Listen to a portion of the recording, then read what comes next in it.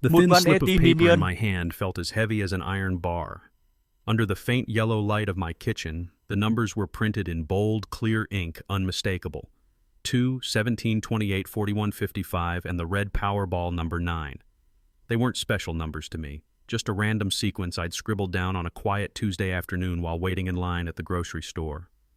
But now they felt like a verdict. $80 million. I read the words beneath the numbers again and again. Jackpot winner. $80 million. The word million sounded foreign in this house where the familiar creak of the floorboards and the steady tick of the wall clock were the loudest sounds. This was the house that Vivian and I bought with every penny we had saved after 15 years of backbreaking work. Every scratch on the dining table, every faded spot on the wallpaper was a chapter in our story. A story of labor, of love, and of simple, quiet dinners. There was no room for millionaires here. I folded the ticket carefully as if it were a fragile relic. I didn't feel the explosion of joy you see on television. There was no shouting, no triumphant tears. Instead, a cold dread trickled down my spine. It was the feeling you get standing on top of a skyscraper, both mesmerized by the view and terrified of the fall. The house was silent, but my mind was screaming.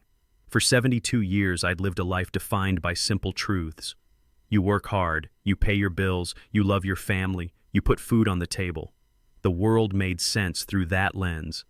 But this $80 million truth made no sense at all. It was an earthquake rattling the very foundations of my world. I looked out the kitchen window at the lights of Atlanta twinkling in the distance. Out there in their sleek condos and sprawling suburban homes, my children were living their lives. Jamal with his expensive suits and a car that cost more than my first 2 houses combined. Angela with her picture-perfect life on social media and the mountain of debt she so carefully concealed. What would they do with this news? The question didn't bring me the warmth of sharing a blessing. It brought a quiet, gnawing fear. The ticket in my pocket felt like a burning coal. $80 million could buy mansions and sports cars and trips around the globe. But could it buy respect? Could it mend the fractures that had been silently spreading through my family for years? Or would it just be a sledgehammer smashing what little was left to pieces? I thought about the noise it would create, the phone calls, the financial advisors appearing out of nowhere, the distant relatives I hadn't heard from in decades. It would be a storm, and I was an old man who just wanted some peace. The clock on the wall kept ticking its steady, indifferent rhythm. It didn't know that in that single moment the world of a 72-year-old man had been altered forever. And I had the terrible feeling that the change wasn't entirely for the good. My first feeling was not that of a millionaire. It was that of an old soldier bracing himself for one final unexpected war. My eyes drifted across the living room. Every object was familiar down to the last detail. The armchair with the deep groove where I always sat, the one Vivian used to call my throne. The worn patch of carpet by the front door. Our wedding photograph on the mantelpiece, 2 young faces full of hope looking toward a future we thought we could control. But these things didn't bring me comfort anymore. They had become silent witnesses to the growing distance. The armchair opposite mine, the one Jamal's wife Tiffany called an eyesore, was where she had sat during their last visit on Thanksgiving. I can still see the way her eyes scanned the room, a calculating squint in her gaze. "Dad," she had said in that sickeningly sweet voice she used, "this place has great bones. I mean the potential. If you just cleared out all this old clutter and put a fresh coat of paint on the walls, the value would skyrocket." Jamal had nodded in agreement, his thumb scrolling endlessly on his phone. "Tiffany's right, Dad. This is a wasting asset. You should really think about downsizing to somewhere more manageable." They spoke of my home, the house Vivian had filled with love and laughter, as if it were an item on a balance sheet.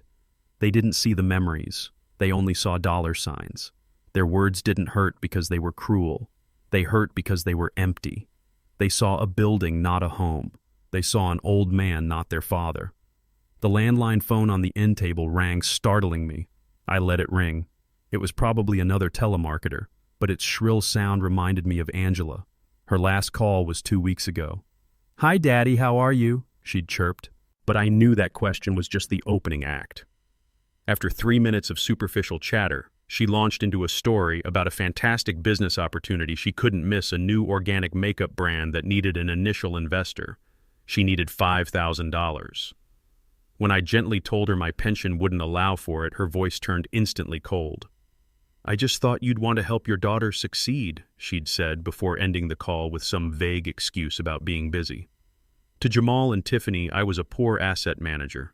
To Angela, I was a failed investor. Did any of them still see me as a father? A heavy sorrow settled in my chest. "Vivian, what would you say if you were here? You would know what to do. You always knew." I walked over to the fireplace, my fingers gently tracing the edge of our wedding photo. Vivian was smiling, her eyes sparkling with a light that I hadn't seen in the world since she left. She was my compass, the one who always kept me pointed true north. She believed in hard work, honesty, and dignity. "Money is just a tool, Marcus," she used to say. "It can build or it can destroy. It all depends on the hands that hold it."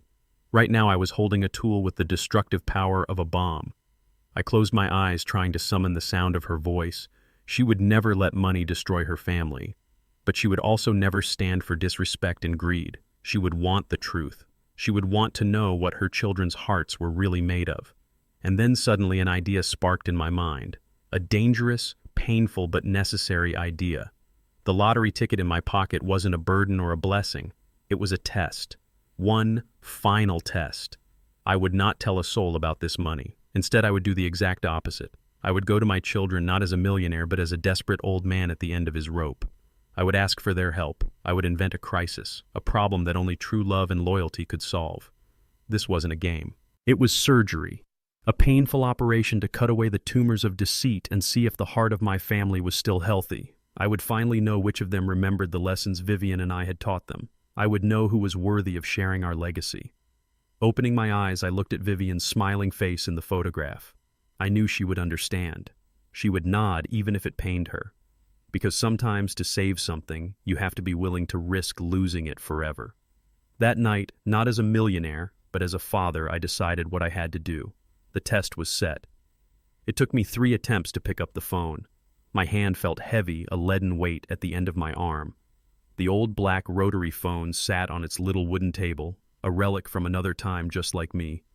My heart was hammering against my ribs, a frantic drumbeat in the suffocating silence of the house. This was foolish. A part of me screamed it. This was a cruel game to play with my own son. But a deeper, colder part of me knew it was necessary. I was a doctor about to press on a wound to see if there was still life underneath or only decay. I had written the script in my mind, rehearsed the tremor in my voice, the carefully placed pauses of a man struggling with shame. Now it was time to perform.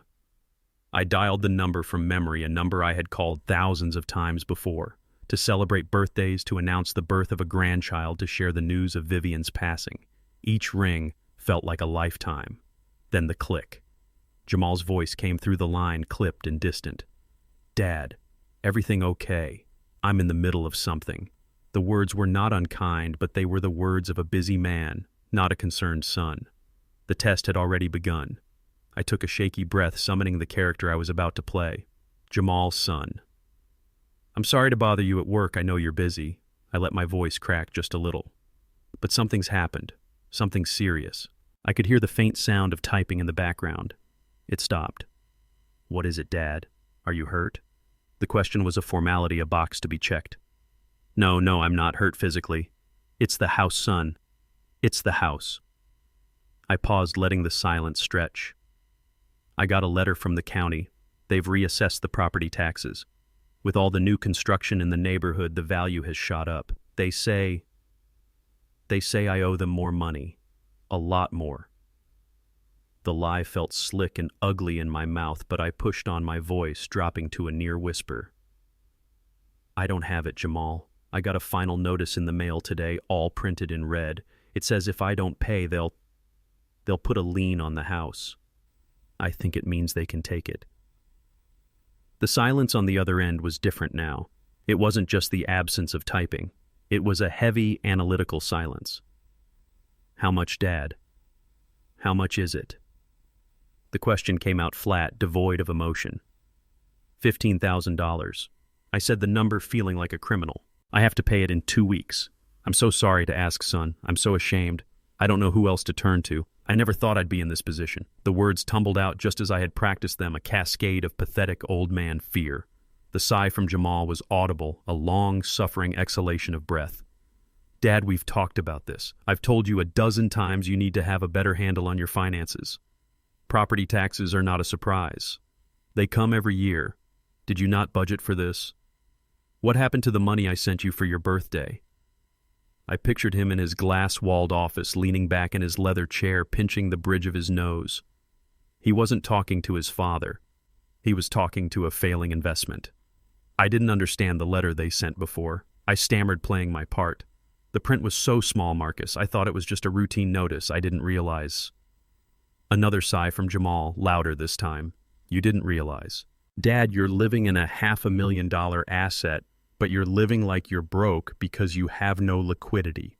Your entire net worth is tied up in a building that costs you money every month. This is a classic cash flow problem. The jargon was designed to confuse me, to put me in my place, to establish him as the expert and me as the fool. It worked. I felt a flush of real shame, even though I knew it was all a lie. He continued, his voice gaining the smooth, condescending rhythm of a lecture. We need to think strategically here. Panicking is the worst thing you can do. $15,000 is a significant sum. You can't just pull that out of thin air. Have you considered your options? Maybe a reverse mortgage. My blood ran cold. A reverse mortgage. He was suggesting I sign away the equity of my home, a home Vivian and I had worked our entire lives to own outright, for a short-term problem he believed was real.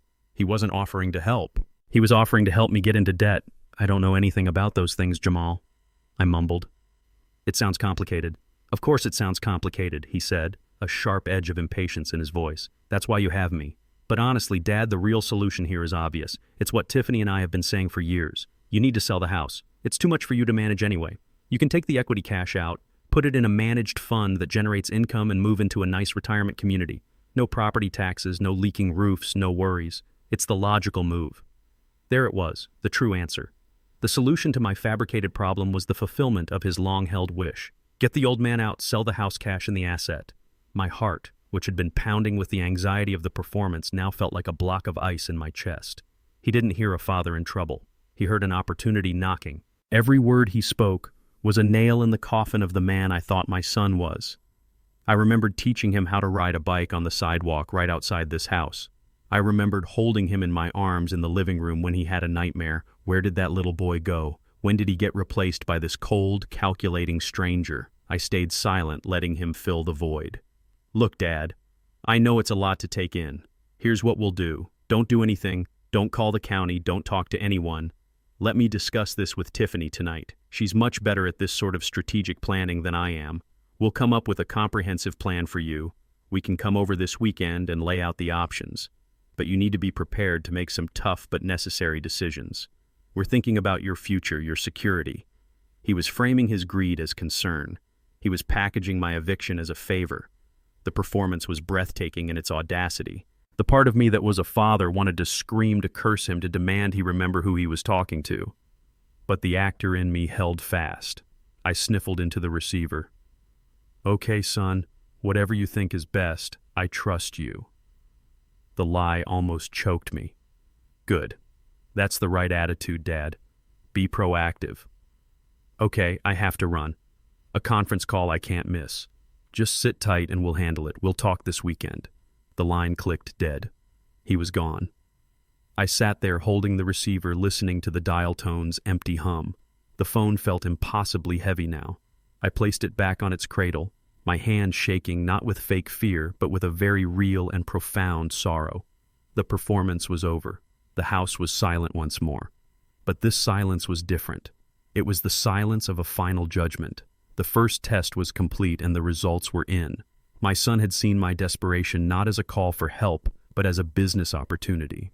The coldness I felt had nothing to do with the winter air outside. It was the chilling dawn of a terrible new clarity. The dial tone buzzed in my ear for a full minute before I had the strength to put the receiver back in its cradle. The plastic felt cold against my skin, a dead thing. I sat there in the silence, which was now heavier, more suffocating than before. My own son had just calmly and logically planned my eviction from my own life. He had spoken of my home, my past, my very existence as a series of inconvenient assets to be liquidated. He had offered me a future in a sterile room in a facility where strangers would manage my final days, all for the sake of a better return on his investment. He called it a comprehensive plan. I called it an execution. My mind replayed his words, his tone a cold, sterile loop of audio. You have no liquidity. A classic cash flow problem. The logical move. He spoke a language I didn't understand, but I understood the meaning perfectly. I was a problem to be solved, a messy equation to be simplified. He hadn't asked if I was scared. He hadn't asked if I needed anything. He hadn't offered a word of comfort. He had offered strategy. He had offered a business solution to a crisis of the heart. The boy who once scraped his knee and came crying to me for a bandage was now offering to amputate a limb to cure a scratch. I looked at the worn armchair where he used to sit as a child, his small legs dangling far from the floor as I read him stories. We read about heroes and dragons, about honor and courage. Vivian and I had raised him on those stories. We taught him that a man's worth wasn't in his bank account, but in his character. We taught him that family was a fortress, a safe harbor in the storms of life, not a corporation where you cut loose the underperforming divisions. Where had we gone wrong? Or had we not gone wrong at all? Was this who he truly was all along, a wolf we had mistaken for a sheep? Tiffany. Let me discuss this with Tiffany. The words echoed in my head. I knew my son. He was weak-willed, easily swayed by the prospect of status and wealth. But Tiffany, she was different. She was the architect of this cold new world. She saw our family history not as a tapestry of love and sacrifice, but as old furniture to be thrown out to make room for her sleek, modern ambitions. She was the one who had planted these ideas in his head, nurtured them, watered them with her constant talk of property values and investment portfolios. She had helped him transform his father from a person into a price tag, and my son had let her do it. He had let her poison the well from which he drank because he liked the taste of the water. The shame he had accused me of feeling now felt real, but it was not for my supposed financial failures. It was a father's shame. A shame for having raised a son who could look at his own father's desperation and see only an opportunity to increase his net worth. His promise to handle it was not a comfort, it was a threat. It meant they would descend upon me this weekend with charts and brochures and a pen for me to sign my life away. They would be gentle. They would be persuasive. They would smile as they showed me pictures of the clean, quiet room where I would go to die while they counted the money from the sale of my soul. I thought of Vivian. I thought of the day we paid off the mortgage. She had cried tears of pure joy. She had danced with me in this very living room. "We own it, Marcus," she'd whispered, her head on my chest. "It's ours. No one can ever take it from us." My son now stood ready to do what no bank or creditor ever could. He was ready to take it all away. A cold anger began to smolder beneath the ice of my sorrow. It was a quiet, righteous anger. This test was no longer just a test. It was a battle for my dignity, for my home, for the memory of the woman I loved. Jamal and Tiffany thought they were dealing with a confused old man. They thought they held all the cards. They had no idea that I was holding a winning ticket worth more than they could ever dream of, and I would not let them win. I would not let their greed tarnish everything Vivian and I had built. The pain in my heart began to solidify into something else. Resolve. The first part of the test was over. The diagnosis was grim. Now it was time for the next step. I had to call my daughter. My hand trembled as I reached for the phone again. The call with Jamal had left me feeling hollowed out, as if I had been in a collision. Now I had to do it all over again.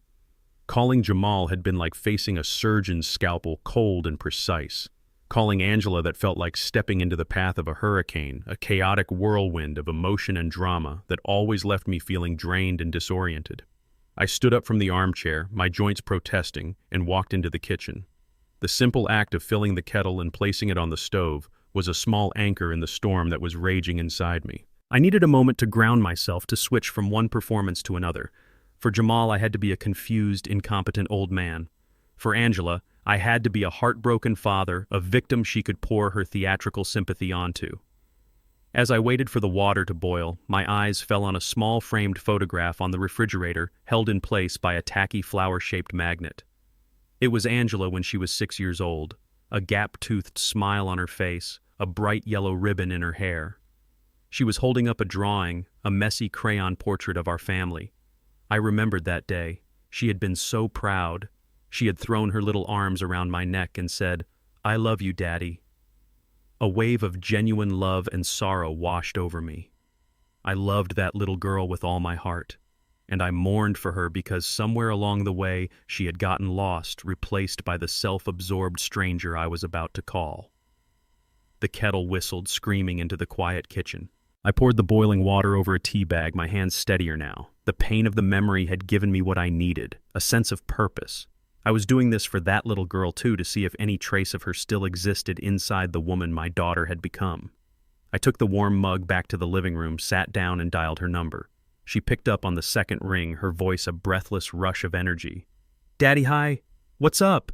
I could hear music and chatter in the background. She was probably at some trendy cafe documenting her afternoon for her online followers. "Angie, sweetheart." I began, my voice laced with a carefully constructed weariness. "I need to talk to you. Is this a bad time?" "Oh no, of course not. What is it? You sound strange. Is everything okay?" I launched into the story again, this time painting it with the colors of emotion and memory. I told her about the tax bill, the threatening letter, the looming deadline. I didn't use words like liquidity or asset. I used words like home and memories. "They could take the house, Angie," I said, my voice cracking just so. "The home you grew up in, the place where we put up the Christmas tree every year, the kitchen where your mother taught you how to bake cookies. I might lose everything." The reaction was immediate, a loud, dramatic gasp that sounded perfectly rehearsed. "Oh my God, Daddy. Oh my God, no. That's horrible. That's a nightmare. I can't believe this is happening to you." Her voice climbed in pitch, a symphony of performative distress. I could almost see her, her free hand flying to her chest, her eyes wide with fake horror. She sniffled loudly into the phone. "This is so unfair. After everything you've done, after how hard you've worked, how could they do this to you? My heart is just breaking for you, Daddy. It's literally breaking." For a brief, foolish moment, a tiny part of me, a father's stubborn heart, wanted to believe her. Maybe I was wrong. Maybe this was real. Maybe beneath all the layers of performance there was a daughter who truly cared. That glimmer of hope lasted for approximately 10 seconds, because then came the pivot, the seamless transition from my tragedy to hers. "I wish I could help, Daddy. I really, really do," she said, her voice thick with bogus tears. "You know I would give you anything if I could, but I'm in such a terrible spot myself right now. It's just like the universe is conspiring against me or something." The spotlight had swiveled. The stage was now hers. My crisis about losing my home was now merely the opening act for the grand opera of her life. "My landlord is being a total monster," she continued, the words tumbling out in a rush. "He's threatening to raise the rent again, and you know I can barely afford it as it is. And that big influencer collaboration I told you about, the skincare brand, the one that was going to solve everything, it fell through at the last minute. They said they wanted to go in a younger direction. Can you believe that? Ageism is so real, Daddy. It's a struggle out here." I listened in silence, taking a slow sip of my tea. The torrent of her woes was a familiar sound, a tangled web of unpaid bills, broken promises, and a baffling inability to take responsibility for any of her own choices. She complained about the cost of the organic meal delivery service she used because she was too stressed to cook. She complained about a friend who had borrowed a designer handbag and returned it with a small scuff mark. She complained about the crushing pressure to create content for her followers who just didn't understand how much emotional labor it involved. My $15,000 crisis, a problem that threatened to strip me of my home and my security, was now completely forgotten. It had served its purpose. It had given her an opening to talk about the only subject that truly interested her, herself. I felt a profound weariness settle into my bones, a sadness that was different from the sharp betrayal Jamal had inflicted. This was the dull ache of a chronic wound, a long-standing disappointment that had become a part of my life. My daughter wasn't a cruel person, not in the way her brother was. She was simply a child.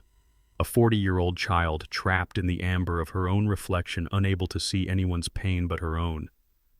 Finally, after a long monologue detailing every injustice she had recently suffered, she wound down, ending with a deep self-pitying sigh. "So you see, Daddy, I'm basically broke. I have like $200 in my bank account until my next sponsored post clears. I feel so powerless. I hate that I can't just write you a check. It's killing me, it really is." Then came the part I had been waiting for, the move that was as predictable as the sun rising in the east. She lowered her voice into a conspiratorial whisper as if she were sharing a brilliant secret that had just occurred to her. "You know, Daddy, if I wasn't in this temporary hole, I could solve all your problems. I really could. I have so many things in the pipeline. If I could just get a little bit of capital to get me over this hump, just a small loan to tide me over, maybe just a couple thousand, I could pay my rent so I don't get evicted, and I could get my car fixed so I can get to auditions. Then I could land one of my big campaigns, and I swear, as soon as the money comes in, the very first thing I'll do is write you a check for that entire tax bill. I promise. It would be like an investment in our family's future, really. A way for me to help you." There it was. The reverse ask. The breathtaking selfishness of it was almost a work of art. My house was on the line, my world was crumbling, and her response was to see it as an opportunity. She had heard my story of drowning, and instead of throwing me a rope, she asked if I could lend her my wallet while I was going under. The absurdity of it was so profound it left me feeling numb. The anger and sorrow I had felt earlier were gone, replaced by a calm, empty resignation. This was my daughter. This was who she was. The test hadn't revealed a hidden monster. It had simply held up a mirror to what I already knew but had spent years trying to deny. My son was a shark circling a potential meal. My daughter was a black hole absorbing all light and giving nothing back. "No, Angela," I said, my voice quiet and flat. "I don't have any money to give you. I'm sorry to hear about your troubles." The silence on her end was a sudden drop in temperature. All the fake sympathy, all the theatrical warmth vanished in an instant. It was replaced by a sullen pout I could feel through the phone line.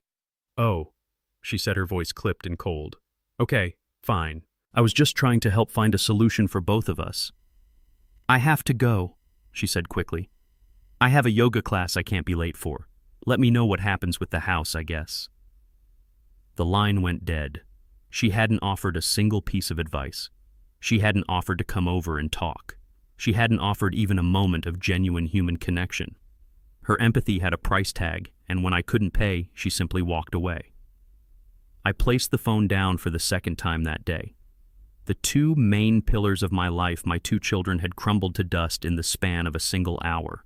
One had offered to sell my past to fund his future. The other had tried to leverage my crisis to fund her present. I felt a strange and terrible freedom. The hope that had been a source of so much pain was finally extinguished. I knew the truth now. I knew exactly where I stood. I was utterly and completely alone. And in that moment, alone with my $80 million secret, I had never felt more clear about what I had to do next. The performance was over. It was time to start planning the final act. I sat in the deepening twilight of the living room for a long time after the call with Angela. The house was a vessel of silence, and I was its solitary passenger adrift on a dark and quiet sea. The raw pain of the betrayals had subsided, leaving behind a strange and unwelcome clarity. It was like seeing my family through a new pair of glasses. The blurry outlines of love and obligation I had clung to for years had sharpened into stark, undeniable shapes. My son, the pragmatist, saw me as a line item on a spreadsheet. My daughter, the performer, saw me as an audience member who had failed to pay for his ticket. The truth was ugly, but it was also clean. There were no more illusions to hide behind. The phone rang again, its shrill cry tearing through the fragile peace. My body tensed. I knew with a certainty that settled deep in my bones who it was. Jamal had said he would talk to Tiffany.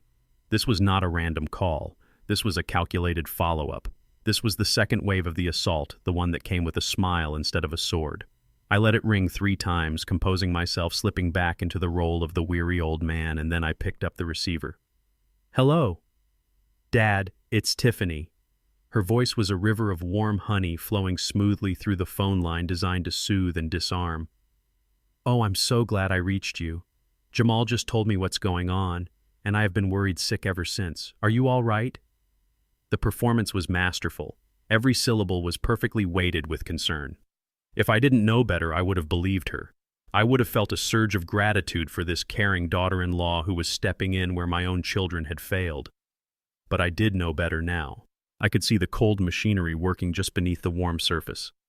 "I'm hanging in there, Tiffany," I said, my voice quiet and tired. "Thank you for calling. It's been a difficult day." "Oh, I can only imagine," she purred. "Of course it's difficult. It's a terrible shock and you shouldn't have to go through this all by yourself. I was so upset when I heard. Jamal can be a bit blunt, you know how he is." She laughed, a light tinkling sound. "He thinks in numbers and spreadsheets. He doesn't always realize there's an emotional side to things, but that's why he has me." In one smooth move, she had allied herself with me, created a shared gentle criticism of her own husband, and positioned herself as the emotionally intelligent savior. She was good. She was very, very good. "We're just so worried about you being in that big house all by yourself with these kinds of burdens." She continued, her voice soft as velvet. "A man your age should be relaxing, enjoying your retirement, not stressing over confusing property tax notices and worrying about household repairs. It's just too much for one person to handle. Vivian would have wanted you to be at peace, not struggling with all this." The mention of my wife's name was a deliberate, calculated strike designed to lower my defenses, to make me feel that she understood the true depth of my life. But all it did was make my blood run cold. Vivian had seen through Tiffany from the very beginning. "She's polished, Marcus." I remember Vivian telling me once after a family dinner, "Almost too polished. Be careful what's underneath all that shine." At the time, I had dismissed it as a mother's natural suspicion. Now I saw it as a prophecy. Tiffany pressed on, sensing she had an opening. "Jamal and I were talking, and we just want to help you explore all the options so you can make the best decision for you.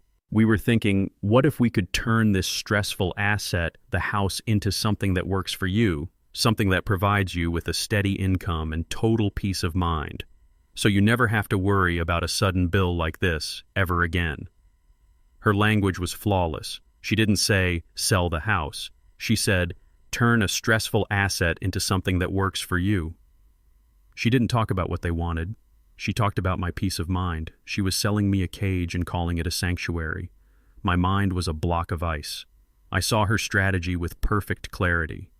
Jamal had been the battering ram, the brute force designed to shock me and break down my initial resistance. Now she was the diplomat sent in to manage the fallout and guide the dazed survivor toward the predetermined conclusion. They were a perfect team, a predator with two heads. "Look, this is all far too much to discuss properly over the phone," she said, her voice shifting into a practical, helpful tone. "It's all just numbers and hypotheticals right now. Why don't we come over this weekend? Jamal and I can drive down on Saturday morning. We can all sit down together in the living room, have a nice cup of coffee, and just talk. We can lay everything out on the table. No pressure at all, just a family conversation to figure out the best way to help you through this." A family conversation. The lie was so beautiful, so elegant, it was almost admirable. This wasn't going to be a family conversation. It was going to be a corporate presentation, a closing argument. They would come armed with folders and figures, with gentle smiles and a pen for me to sign my future away. The final part of her strategy clicked into place. "And please, Dad," she added, her voice dropping into a confidential whisper, "don't you worry your head about a single thing until then. Don't call the county. Don't talk to a lawyer.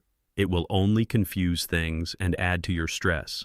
Let us handle the pressure for now. That's what family is for, right? To carry the burden for each other." This was it, the final move. Isolate the target. Ensure he doesn't seek outside counsel. Keep him confused and scared until they can swoop in and save him. I felt a strange sense of calm. The test was yielding results more definitive than I could have ever imagined. I knew my role now. I was the lamb, and I had to play my part until the very end. That sounds very kind of you, Tiffany," I said, my voice thick with a gratitude I did not feel. "Yes, this weekend would be good. I'd appreciate the help." "Wonderful," she chirped, the relief and triumph in her voice barely concealed. "It's all going to be okay, Dad. You'll see. We'll be there around 10 on Saturday. You just rest until then. We love you." "I love you too," I said. The line went dead. I held the receiver for a moment before placing it back down. The house was silent again, but the silence had changed once more. It was no longer the silence of loneliness or sorrow. It was the silence of a chessboard after a devastating move has been made. The silence of a battlefield just before the dawn. Jamal was the scout who had identified the target. Tiffany was the strategist drawing up the plan of attack. And this weekend, they would launch their invasion. They thought they were coming to conquer a tired, defeated old man. They had no idea they were walking into a trap of their own making. The fear was gone, replaced by a cold, hard resolve. I was no longer just a father testing his children. I was a general preparing his defenses, and I would not lose this war. The days between the phone calls and the promised weekend visit were the longest of my life. The silence in the house was a living thing, a predator that stalked me from room to room. Every creak of the floorboards, every tick of the clock was a countdown to a confrontation I both dreaded and desperately needed. I spent those days cleaning. I scrubbed the floors until the old wood gleamed. I polished every piece of furniture. I washed the windows until the sunlight streamed in unobstructed. It wasn't for them. It was for me. It was for Vivian. It was an act of defiance, a quiet declaration that this was not a wasting asset or a fixer-upper. This was a home, a loved home. On Saturday afternoon, I saw their car pull up to the curb. A sleek black German sedan that looked like a spaceship had landed in my quiet working-class neighborhood. It gleamed with an arrogant shine that seemed to mock the modest, well-kept houses around it. Jamal and Tiffany emerged, dressed in expensive casual wear that probably cost more than my monthly pension. They looked like they were on their way to a wine tasting at a country club, not to visit a father who was supposedly on the brink of losing his home. But it was the third person who made my heart freeze. A man I didn't know stepped out of the back seat. He wore a crisp blue blazer and carried a leather portfolio. He had the polished, impersonal look of someone who dealt in contracts and bottom lines. My blood ran cold. They hadn't come for a family conversation. They had brought a soldier for their invasion. I opened the door before they had a chance to ring the bell. I had to maintain the illusion that I was just a simple old man eager for their help. "Jamal, Tiffany, you're here." "Dad." Tiffany swept past me into the house, bringing a cloud of expensive perfume with her. She gave me a brittle air kiss, her cheek cold against mine. "You're looking well, a little tired maybe, but we're here to help you with all that." Her eyes were already scanning the room, taking in the clean surfaces, the polished wood. But she wasn't seeing the care I had taken. She was assessing the inventory. Jamal followed, giving me a brisk pat on the shoulder that felt more like a summons than a hug. "Dad, this is Mr. Henderson. He's a real estate consultant.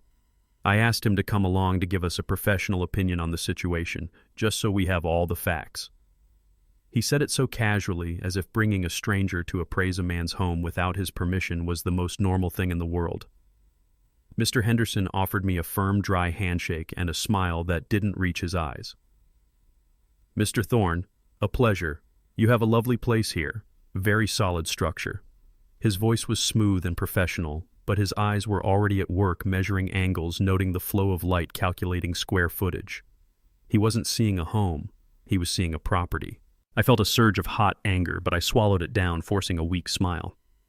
"A consultant, I see. You've been busy." "We just want to be thorough, Dad," Jamal said, leading the way into the living room as if he were the host. "No point in making emotional decisions. We need data." What followed was one of the most humiliating hours of my life.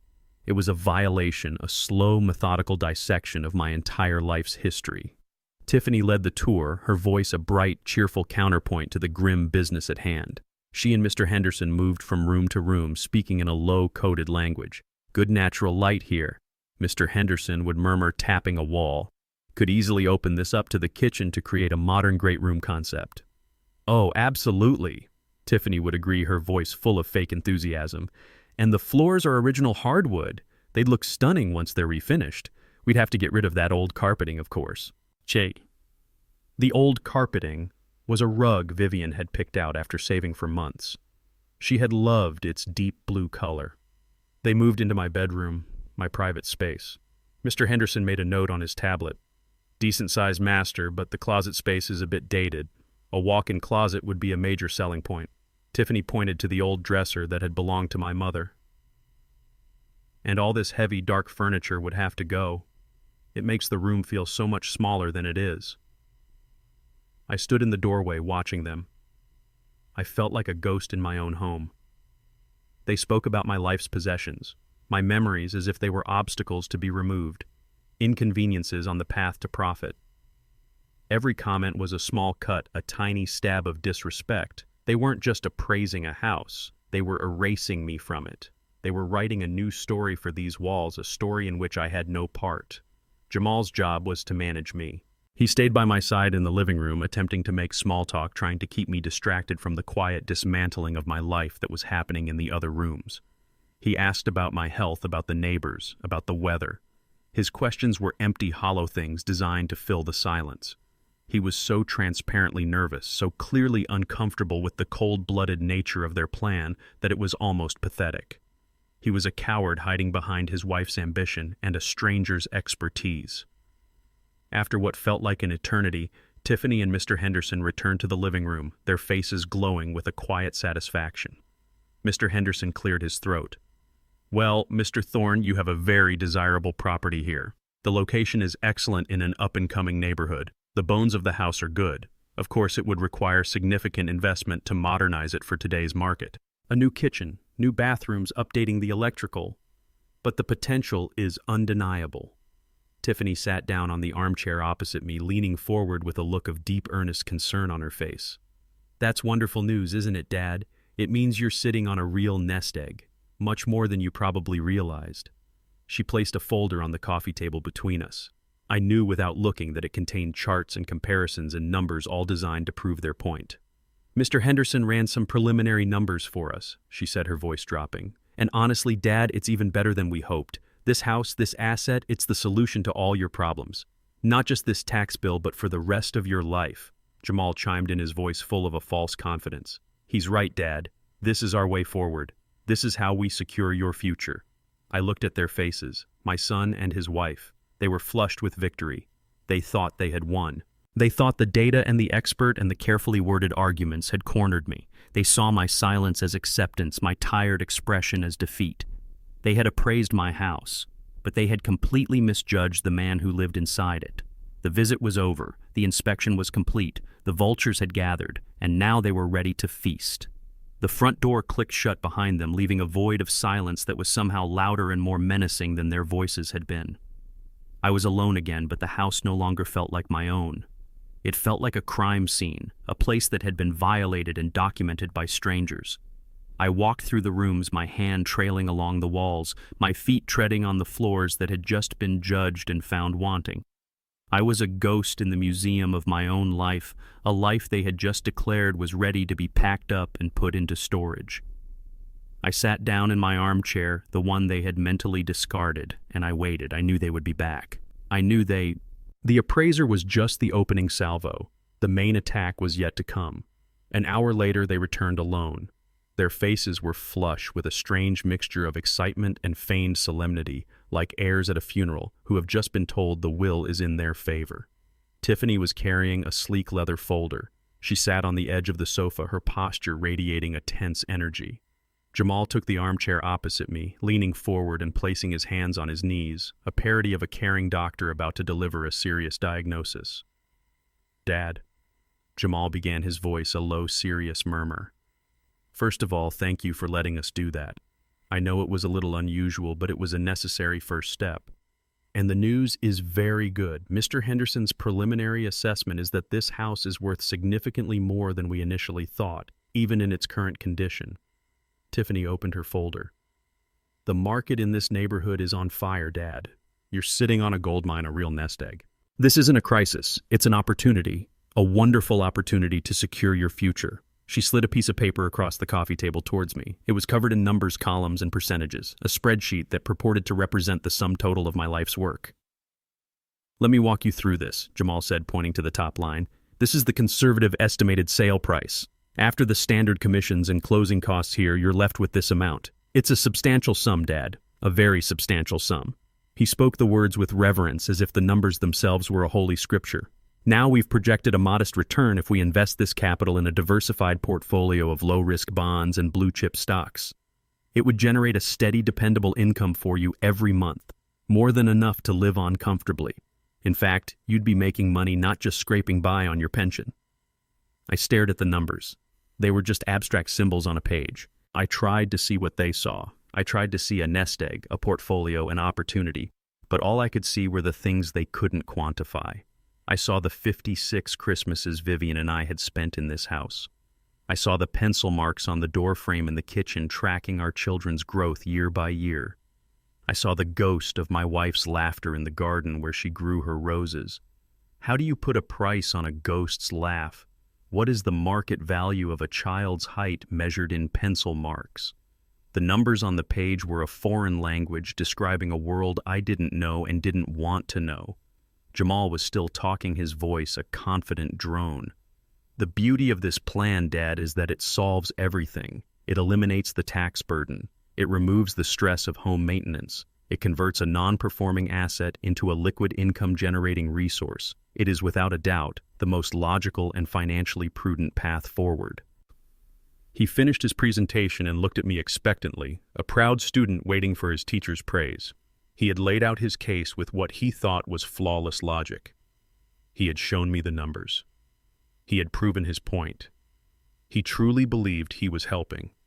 He truly believed that this cold, brutal transaction was an act of love, and that was the most heartbreaking part of all.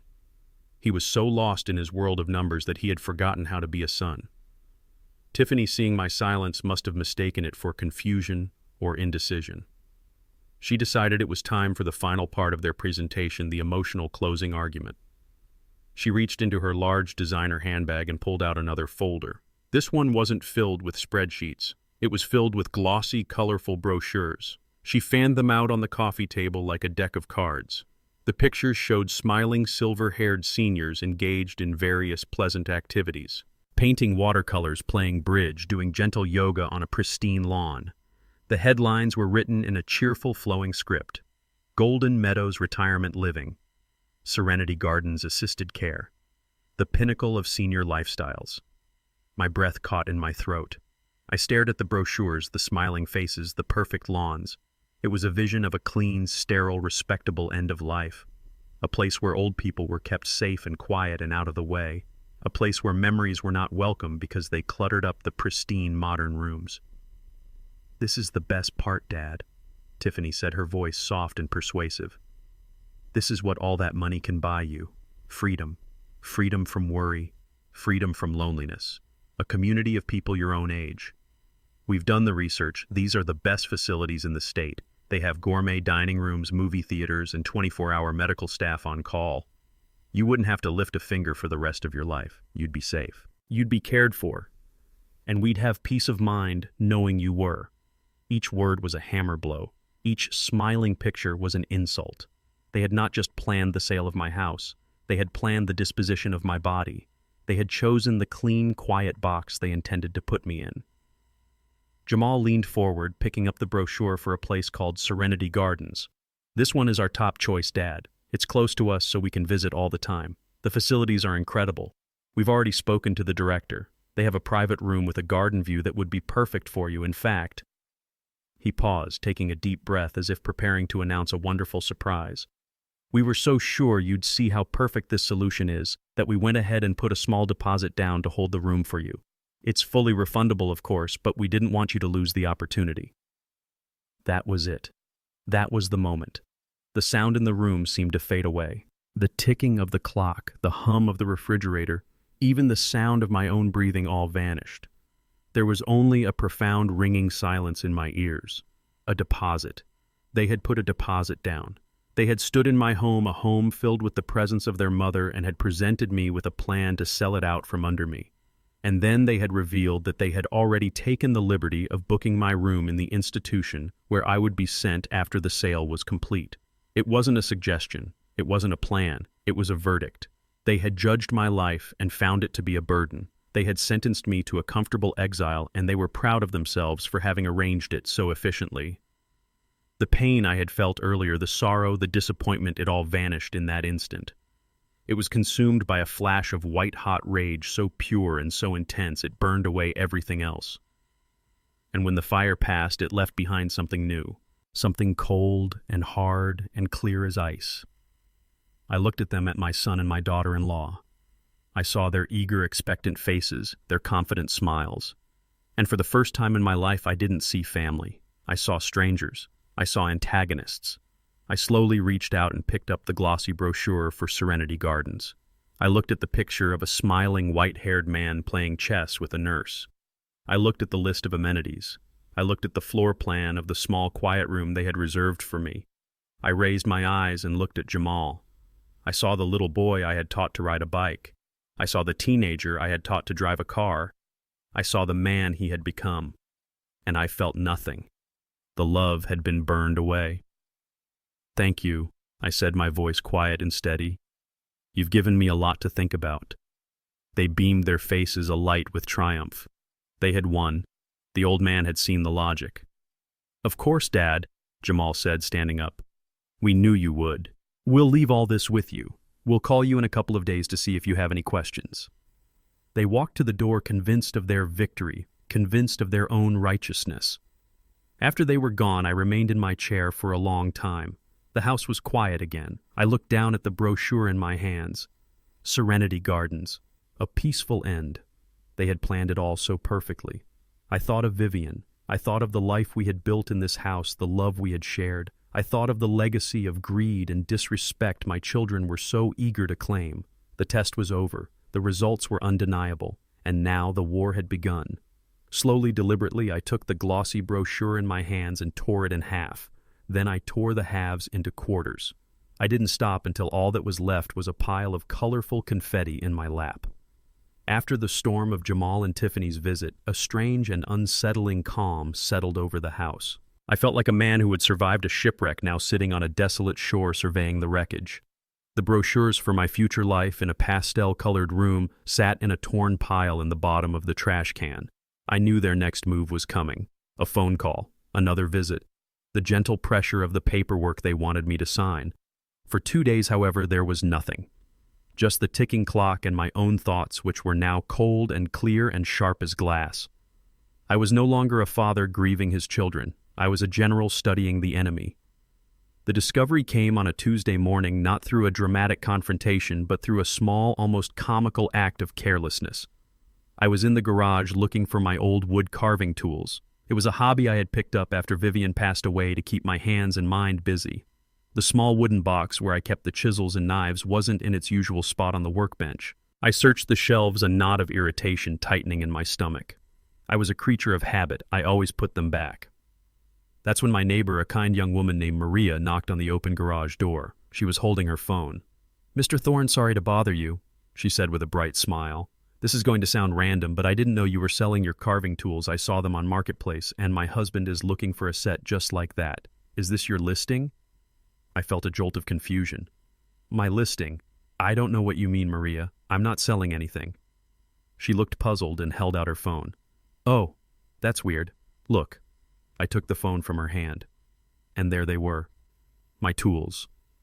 Laid out on the familiar oil-stained surface of my workbench. The picture was taken from an angle I knew well, standing right where I was now. And below the picture was the seller's name, Angela Thorne. The description read, "Vintage wood carving set for sale. Super cool and rustic. My dad is downsizing and doesn't need these old things anymore. Great for decoration. Message me for price. Doesn't need these old things anymore." The words echoed in my head. She had walked into my home, into my private space, taken my property and put it up for sale with the casual indifference of someone cleaning out a dead man's attic. She had declared my hobby, my passion, my small connection to peace to be obsolete. To her, they were just old things to be sold for a quick buck, probably to fund her next brunch or a new pair of shoes.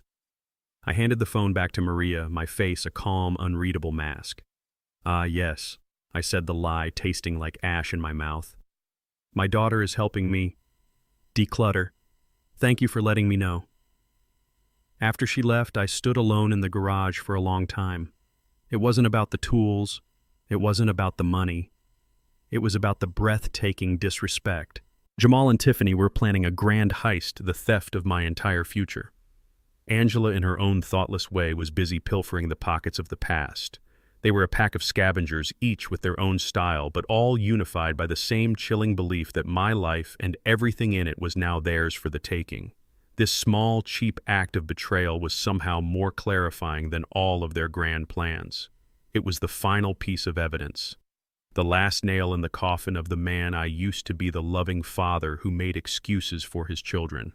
That man was gone now, and the man who stood in his place was ready for war. The days that followed were a quiet torment. The house, once my sanctuary, now felt like a prison cell, where I was the sole inmate awaiting a sentence I already knew had been decided. I moved through the rooms like a ghost, each object a testament to a life my children were eager to erase. The silence was absolute, broken only by the ticking of the clock on the wall, a relentless countdown to my own dispossession. My anger had cooled, leaving behind the cold, heavy ash of sorrow. I found myself looking at old photographs, searching the smiling faces of my children as little kids for some clue, some hint of the callous strangers they would become. I saw Jamal, age 7, proudly holding up a finger, painting his eyes wide with a need for my approval. I saw Angela, age 4, asleep in my arms, her small hand clutching my shirt. Where did that love go? How does a heart that was once so full of affection become so empty? The lottery ticket hidden away in my old safe felt like a cruel joke. I had $80 million, enough to buy and sell my children's ambitions 100 times over, yet I had never felt more impoverished. I was a king with a hollow crown ruling over a kingdom of ghosts and memories. On the third night, as I sat in the darkness of the living room, a soft knock came at the front door. It was tentative, almost shy. My first thought was that Jamal and Tiffany had returned to press their advantage, but their knock would have been confident, entitled. This was different. With a sense of weary dread, I heaved myself out of the chair and opened the door. It was Keisha. My granddaughter stood on the porch, bathed in the pale yellow light, and my heart constricted. Her face was pale, her eyes red and swollen. She was clutching the straps of her backpack as if it were a life raft. She looked small and lost. All my own self-pity evaporated in an instant, replaced by a surge of grandfatherly concern. "Keisha, honey, what's wrong? What are you doing here so late?" She didn't answer right away. She just looked at me, her lower lip trembling. Then she threw herself into my arms, her body shaking with silent sobs. I held her tight, stroking her hair the way I had done when she was a little girl who had fallen and scraped her knee. I led her inside and sat her down on the sofa, the one her mother had mentally reupholstered just days before. I made her a cup of hot tea, my hands moving with a purpose I hadn't felt in days. After a few minutes of choked silence, she finally spoke, her voice thick with tears. "I heard them, Grandpa," she whispered, staring into her mug. "I heard everything." "Heard what, sweetheart?" I asked gently, though I already knew. "Mom and Dad," she said, a wave of fresh tears spilling down her cheeks. "They were in the study last night. They thought I was asleep. They were talking about you, about the house." She took a shuddering breath. "Dad was talking about liquidity and assets, and Mom was laughing, Grandpa. She was laughing about how easy it was going to be, how you were getting so forgetful you wouldn't even know what you were signing." The words came out in a torrent of shame and horror. She was ashamed of them. For them. She was feeling the loyalty and disgust that her own father should have felt. "They called this place a money pit. They said you were a burden. And they had these brochures, Grandpa, for those homes, those places where they send old people. They were picking one out like they were choosing a hotel for a vacation." I listened, my own heart breaking all over again. Not for myself this time, but for her. For the brutal way she had been forced to see the truth about her own parents. The cruelty I had experienced alone was now doubled, reflected in the eyes of this innocent girl who loved them. I had wanted to protect my family from this ugliness, but the poison had already seeped through the cracks, and it was wounding the only one who didn't deserve it. When she finished her confession, hanging in the air between us, she seemed to gather herself. The tears stopped. She straightened her back and looked at me with an expression of fierce adult determination that I had never seen on her face before. "They're wrong," she said, her voice low and steady. "They're wrong, and I'm not going to let them do this to you." She reached down and swung her worn canvas backpack onto her lap. She unzipped it with a decisive tug. She didn't pull out a textbook or a laptop. She pulled out a thick, rumpled manila envelope and pushed it across the coffee table towards me. I looked from the envelope to her face, a question in my eyes. "What's this, Keisha?" "It's for the house," she said simply. I opened the unsealed flap. My breath caught in my chest. It was full of cash, stacks of it held together with rubber bands, 20s, 50s, even a few $100 bills. It was a chaotic, beautiful pile of money. It looked like a life savings. "My God, Keisha," I whispered, stunned. "Where did you get this?" "It's my college fund," she said, her eyes boring into mine, daring me to argue. It's everything. From every birthday, every Christmas since I was born, from my part-time job at the coffee shop for the last 3 years. I've been saving it forever. She took another breath, her voice gaining strength. It's not enough, I know. It's not 15,000. I counted it 3 times. It's $5,062. But it's a start, Grandpa. It's a start. You can have it. All of it. I don't care about college right now. This house. This is more important than some stupid degree. This is our family. This is Grandma Vivian's home. The dam inside me finally broke. For the first time since this whole nightmare began, I felt hot, genuine tears well up in my eyes and stream down my face. They weren't tears of sadness or anger. They were tears of overwhelming, heartbreaking gratitude. This child, this beautiful, brave girl, was offering me her entire future, everything she had worked for, everything she had dreamed of. She was offering it without a moment's hesitation to save the home of a grandfather her own parents had already discarded. She saw my tears and her own eyes softened. I can work more, she said, her voice softening into a plea. I'll get a second job. I'll drop a couple of classes. We can figure it out, Grandpa. We can fight them. We won't let them do this to you. I won't let them. I reached across the table and placed my hand over hers. Then I slowly, gently pushed the envelope back towards her. No, sweetheart, I said, my voice thick with an emotion I couldn't name.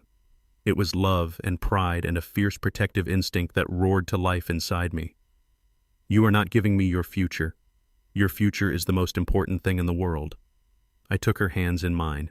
They were so small, yet they had just offered to carry the weight of the world for me. You listen to me, Keisha, I said, and my voice had a new strength, a new certainty that I hadn't felt in years. You put that money back in the bank. You are going to go to college. You are going to do amazing things. And you are not to worry about this house or your grandfather for one more second. Do you understand me? She looked confused, her hope starting to falter. But the money, the taxes, your grandfather has a plan, I said, looking her directly in the eyes.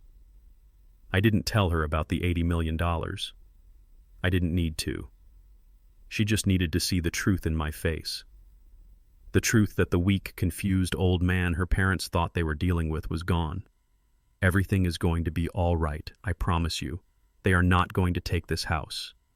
A flicker of hope returned to her eyes. She saw the change in me. She saw that the fear was gone, replaced by something hard and unbreakable. I stood up and pulled her into a hug, and this time I was the one holding her up. I held my granddaughter, my true heir, the only one who had passed the test that had cost me a son and a daughter, but had given me the priceless gift of knowing who was truly worthy of my love. The darkness was gone, pierced by this single brilliant act of loyalty. I had my answer. I had my ally. And now I knew exactly what I was fighting for. I held my granddaughter in my arms, and for the first time in what felt like an eternity, the crushing weight on my chest lifted. Her small, strong frame was an anchor in the storm that had been raging inside me. She was real. Her love was real. In a world that had suddenly become a landscape of lies and illusions, she was the one true thing. I could feel the frantic beating of her heart against my ribs, a heart full of a fierce and noble loyalty that her own father seemed to have forgotten how to feel. I breathed in the scent of her shampoo and the faint smell of coffee from her barista job, and it was the most comforting thing I had experienced in years. She was the best of us, the best of me and the best of Vivian, all wrapped up in this beautiful, brave young woman. I gently pulled back my hands on her shoulders and looked into her tear-streaked face. And in her eyes, I saw my wife. It was uncanny. It wasn't the color or the shape. It was the light behind them. A light of unwavering integrity, of fierce compassion, of a spirit that could not be bent or broken by the petty cruelties of the world. Vivian was here in this room looking back at me through the eyes of her granddaughter. And in that moment, I knew with absolute certainty what my wife would have wanted me to do. With a tenderness that was almost painful, I reached for her backpack, zipped it open, and placed the thick envelope of her future back inside. I zipped it closed with a decisive pull. No, sweetheart, I said, my voice thick but steady. Absolutely not. But Grandpa? She started, her face crumpling with confusion and fear. We have to do something. I don't care about the money. I do. I said, my voice firm but full of a love so powerful it felt like it could reshape the world. I care about it more than anything, not for what it can buy, but for what it represents. That money in there isn't just paper, Keisha. It's your hard work. It's your discipline. It's your dream. It's every birthday you saved, every long shift you worked. It is your beginning, and I will not be the one who takes your beginning away from you. Your grandmother would rise from her grave and haunt me for the rest of my days. I saw a flicker of understanding in her eyes. I was speaking a language, she knew the language of values that Vivian and I had tried to build our family on. We believed in two things, your grandmother and I. I continued my grip on her shoulders, gentle but firm. Hard work and education. We didn't have much of either, but we made sure your father and your aunt had the chance. That money you saved is the proof of those values. It is the real family legacy, Keisha. Not this house, not some inheritance. That spirit in you that is willing to sacrifice for the people you love, that is the legacy. And it is priceless. You will not spend it on a problem that is not of your making. She looked at me, her fear slowly being replaced by something else. Awe. She was seeing a different man than the one who had opened the door an hour ago. The defeated, heartbroken old man was gone. In his place stood someone she didn't recognize, someone with a spine of steel and a fire in his eyes. The weight of my children's betrayal had been immense, but the power of my granddaughter's love was infinitely greater. It had not just healed me, it had reforged me. The test is over, sweetheart, I said, and my voice had a new resonance, a new authority. And you are the only one who passed. The test, she asked, her brow furrowed. It doesn't matter now, I said, giving her a small, sad smile. What matters is that I have my answer. Your father, your mother, your aunt, they have all made their choices. They have shown me who they are. Now it is my turn to make mine. And I promise you this, Keisha Thorne, I am not the helpless old man they think I am. This house is not for sale. Not now, not ever. This is your grandmother's home, and as long as I am breathing, it will stand. The words were an oath, a sacred vow spoken into the quiet of the room. Keisha stared at me, her mouth slightly agape. The fear in her eyes was completely gone, replaced by a fierce and shining pride. She believed me. She didn't know how, but she knew with the certainty of a true heart that her grandfather was going to fix this. Now I need something from you, I said, my tone shifting from a declaration to a quiet conspiracy. This is our secret now, yours and mine. I need you to not say a word about this to your parents, not about the money you offered me, not about this conversation. I need you to go home and pretend that you know nothing. I need them to continue to believe that their plan is working. Can you do that for me? Can you be my silent partner in this? A slow smile spread across her face. It was the first genuine smile I had seen all night. She was no longer just a victim of her parents' cruelty. She was now my ally, a co-conspirator in the cause of justice. She nodded, her eyes bright with purpose. Yes, Grandpa, she whispered. I can do that. I won't say a word. Good girl, I said, my heart swelling with a pride so immense it almost hurt. Now I want you to go home. I want you to focus on your studies. I want you to work hard and build your future. And I want you to let me handle the past. Let me handle them. I walked her to the door. The air between us was no longer heavy with sorrow. It was electric with a shared secret strength. The house no longer felt like a prison. It felt like a fortress, and Keisha and I were its sole defenders. I gave her one last hug, a hug between partners, between equals. I love you, Grandpa, she said, her voice full of a newfound confidence. I love you more, sweetheart, I replied. Now go on, and don't you worry about a thing. I watched her walk down the path and get into her small beat-up car, the car she had bought with her own money. She gave me one last wave, a smile on her face, before driving off into the night. I closed the door and stood in the hallway alone once more. But the loneliness was gone. The despair was gone. I was filled with a purpose so clear and so powerful it felt like a bolt of lightning had shot through me. I looked around the house, at the furniture, at the photographs, at the walls that had absorbed a lifetime of love. This wasn't just a house. It was a legacy. And I finally had an heir worthy of it. My fight was no longer about my own wounded pride. It was about protecting her future from their greed. I walked over to the old roll-top desk in the corner of the living room, the one my own father had given me. I switched on the small green lamp, casting a pool of determined light in the darkness. I pulled out a fresh sheet of paper and a pen. The time for sorrow was over. The time for testing was over. The time for reacting was over. The time for planning had just begun. The adjustment, as I had come to call it in my mind, was about to commence, and I would show them what a forgotten old man armed with the truth and a worthy cause was truly capable of. The morning after Keisha's visit, I woke before the sun. For the first time in weeks, the oppressive weight of sorrow was gone. In its place was a quiet, humming energy, a clarity of purpose that felt like a long-lost friend. The grief had been a fog clouding my judgment and sapping my strength. Keisha's love had been the wind that blew it all away, revealing a hard, clear landscape. I knew what I had to do. The time for testing was over. The time for action had arrived. I did not put on my usual worn jeans and flannel shirt. Instead, I walked to the back of my closet and pulled out the suit I had worn to my wife's funeral. A simple, dark gray suit, the best I had ever owned. It felt strange to put it on now, but it felt right. I was burying another part of my life today, the naive, forgiving father who had refused to see the truth. I was putting on armor. When I looked in the mirror, I barely recognized the man looking back. The weary slump was gone from his shoulders. His eyes, which had been clouded with sadness, were now sharp and focused. He looked older, yes, but he also looked dangerous. I went to the old steel safe hidden in the floor of my closet, the one I hadn't opened in years.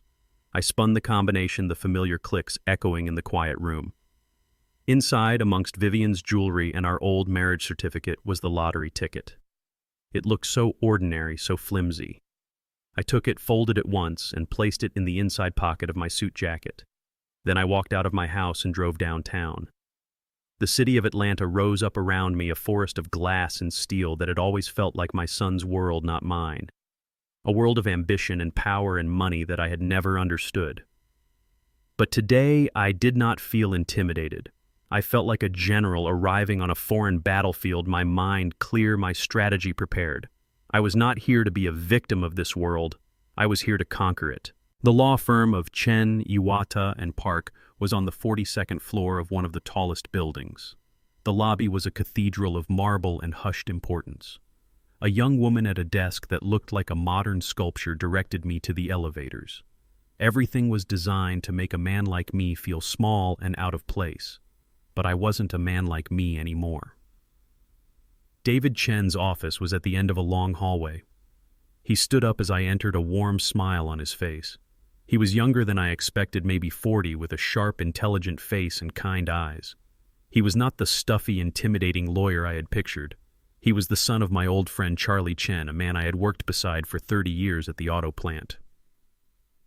"Mr. Thorne," he said, extending his hand.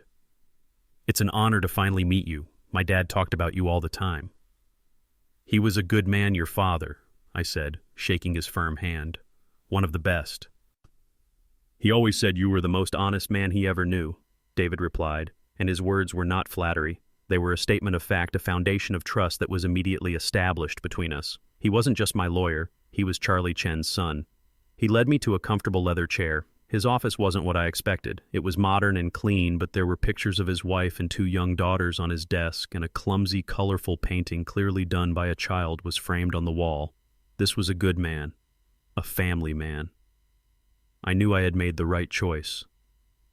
My dad said if I was ever in real trouble, I began, my voice steady, the kind of trouble that felt too big to handle, I should call his son the lawyer. David leaned forward, his expression serious. "What kind of trouble are you in, Mr. Thorne?" And so I told him. I told him everything. I started with the lottery ticket, but I didn't show it to him yet. I started with the test. I told him about the phone calls to Jamal and Angela, recounting the conversations with a calm objectivity that surprised even myself. I told him about the visit, about the appraiser they called a consultant, about their cold dissection of my home and my life. I told him about the glossy brochures for Serenity Gardens and the deposit they had already put down on a room for me. I told him about Angela selling my tools on the internet. I laid out the facts of the case not as a heartbroken father, but as a client presenting evidence. Throughout my story, David listened with an intense, unwavering focus. He didn't interrupt. He just nodded occasionally, a deep line forming between his brows. His initial kind expression had been replaced by a look of grim professional anger. He was not just hearing a story, he was witnessing a betrayal. Then my voice softened. I told him about Keisha.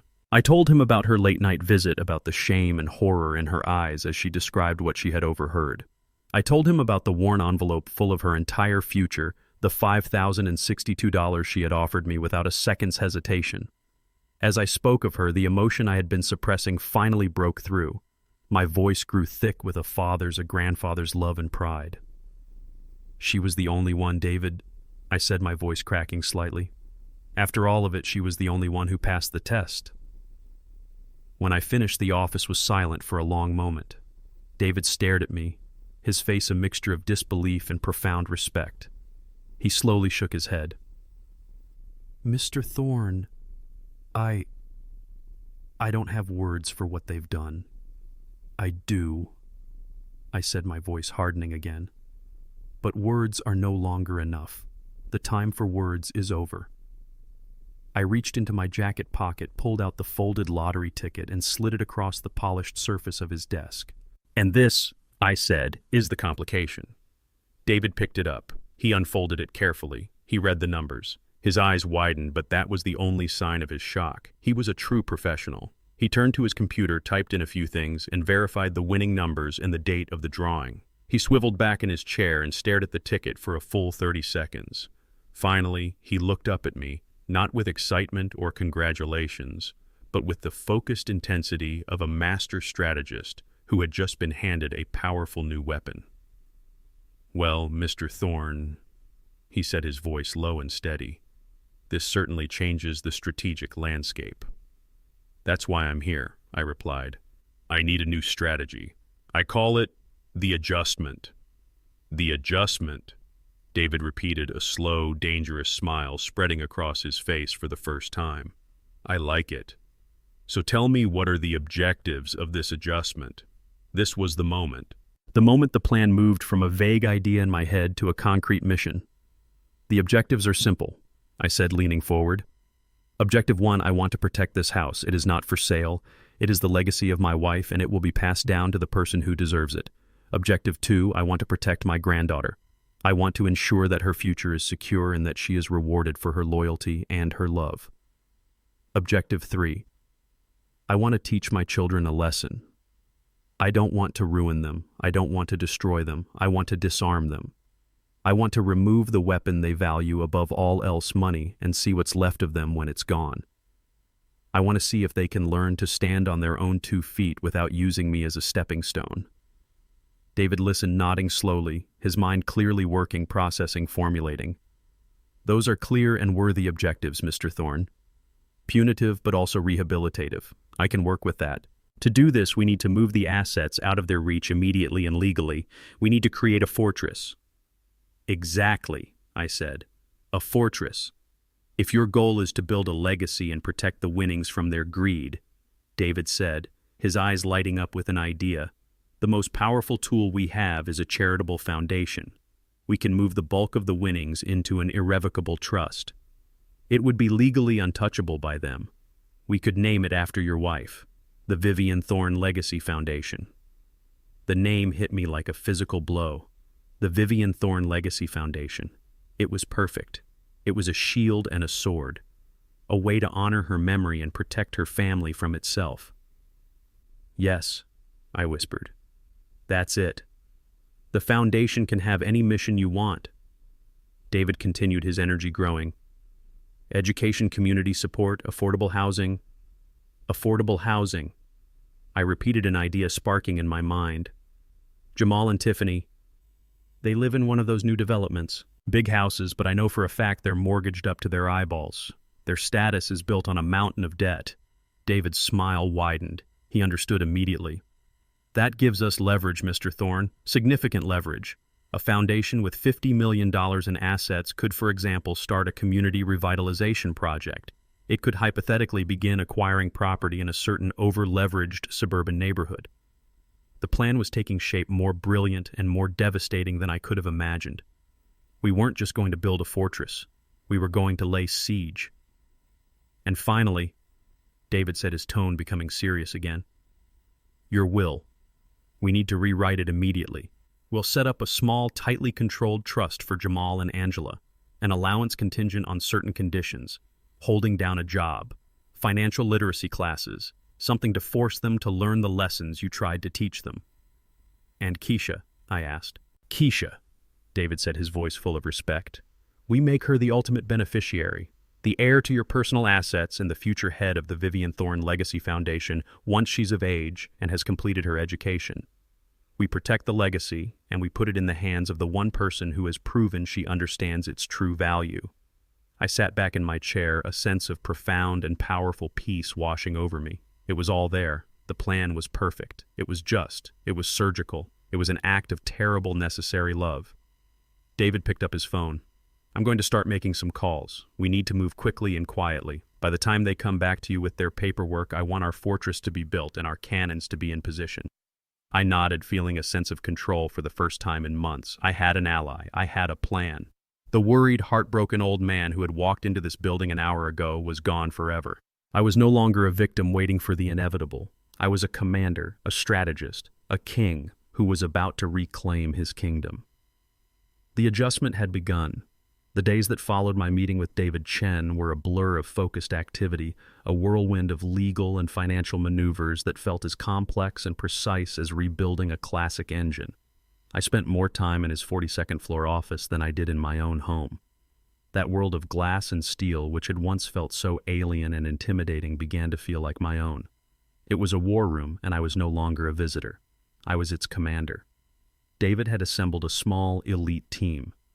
There was Ms. Albright, a woman in her 50s with sharp, intelligent eyes, and a mind that moved like lightning through the dense jungle of tax law and estate planning.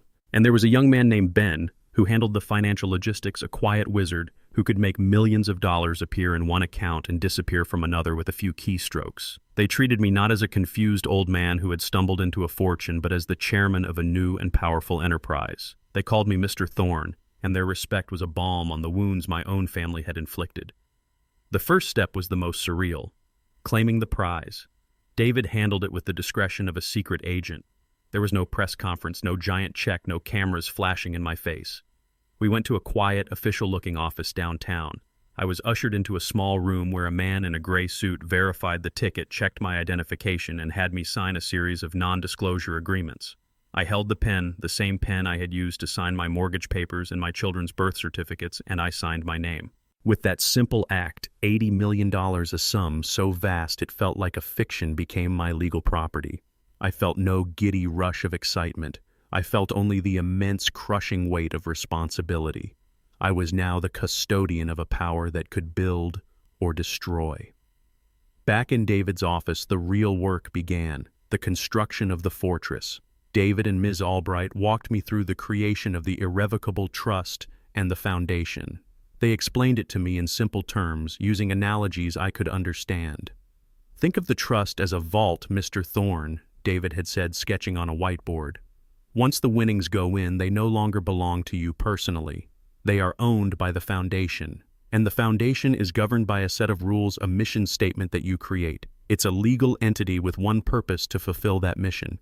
Your children cannot sue it for a share. Creditors cannot touch it. It is completely, totally, and permanently secure. Miss Albright elaborated. The foundation will be a tax-exempt entity. It means the money can grow and be used for its intended purpose, without the government taking a huge slice every year. It's the most powerful tool for wealth preservation and legacy building that exists. They asked me to define the mission. They wanted to know what the Vivian Thorne Legacy Foundation would stand for. This was the most important part. This was where I would pour the contents of my heart into the cold legal language of a corporate charter. I didn't need to think about it. I had been thinking about it my whole life.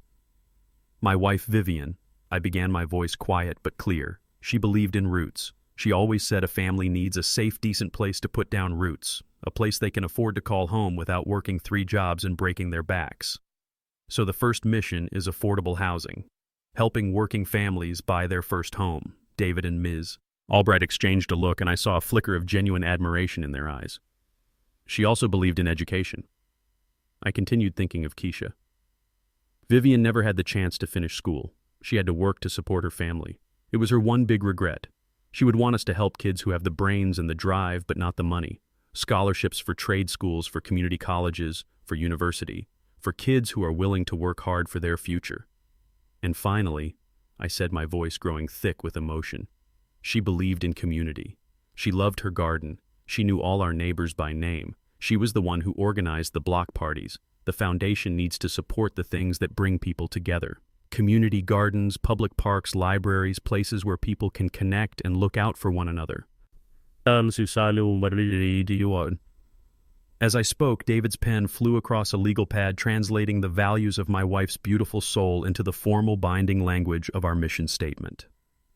For hours, I sat at that long, polished conference table, a retired mechanic surrounded by brilliant legal minds building something that would outlast me, something that would carry the best part of my wife into the future.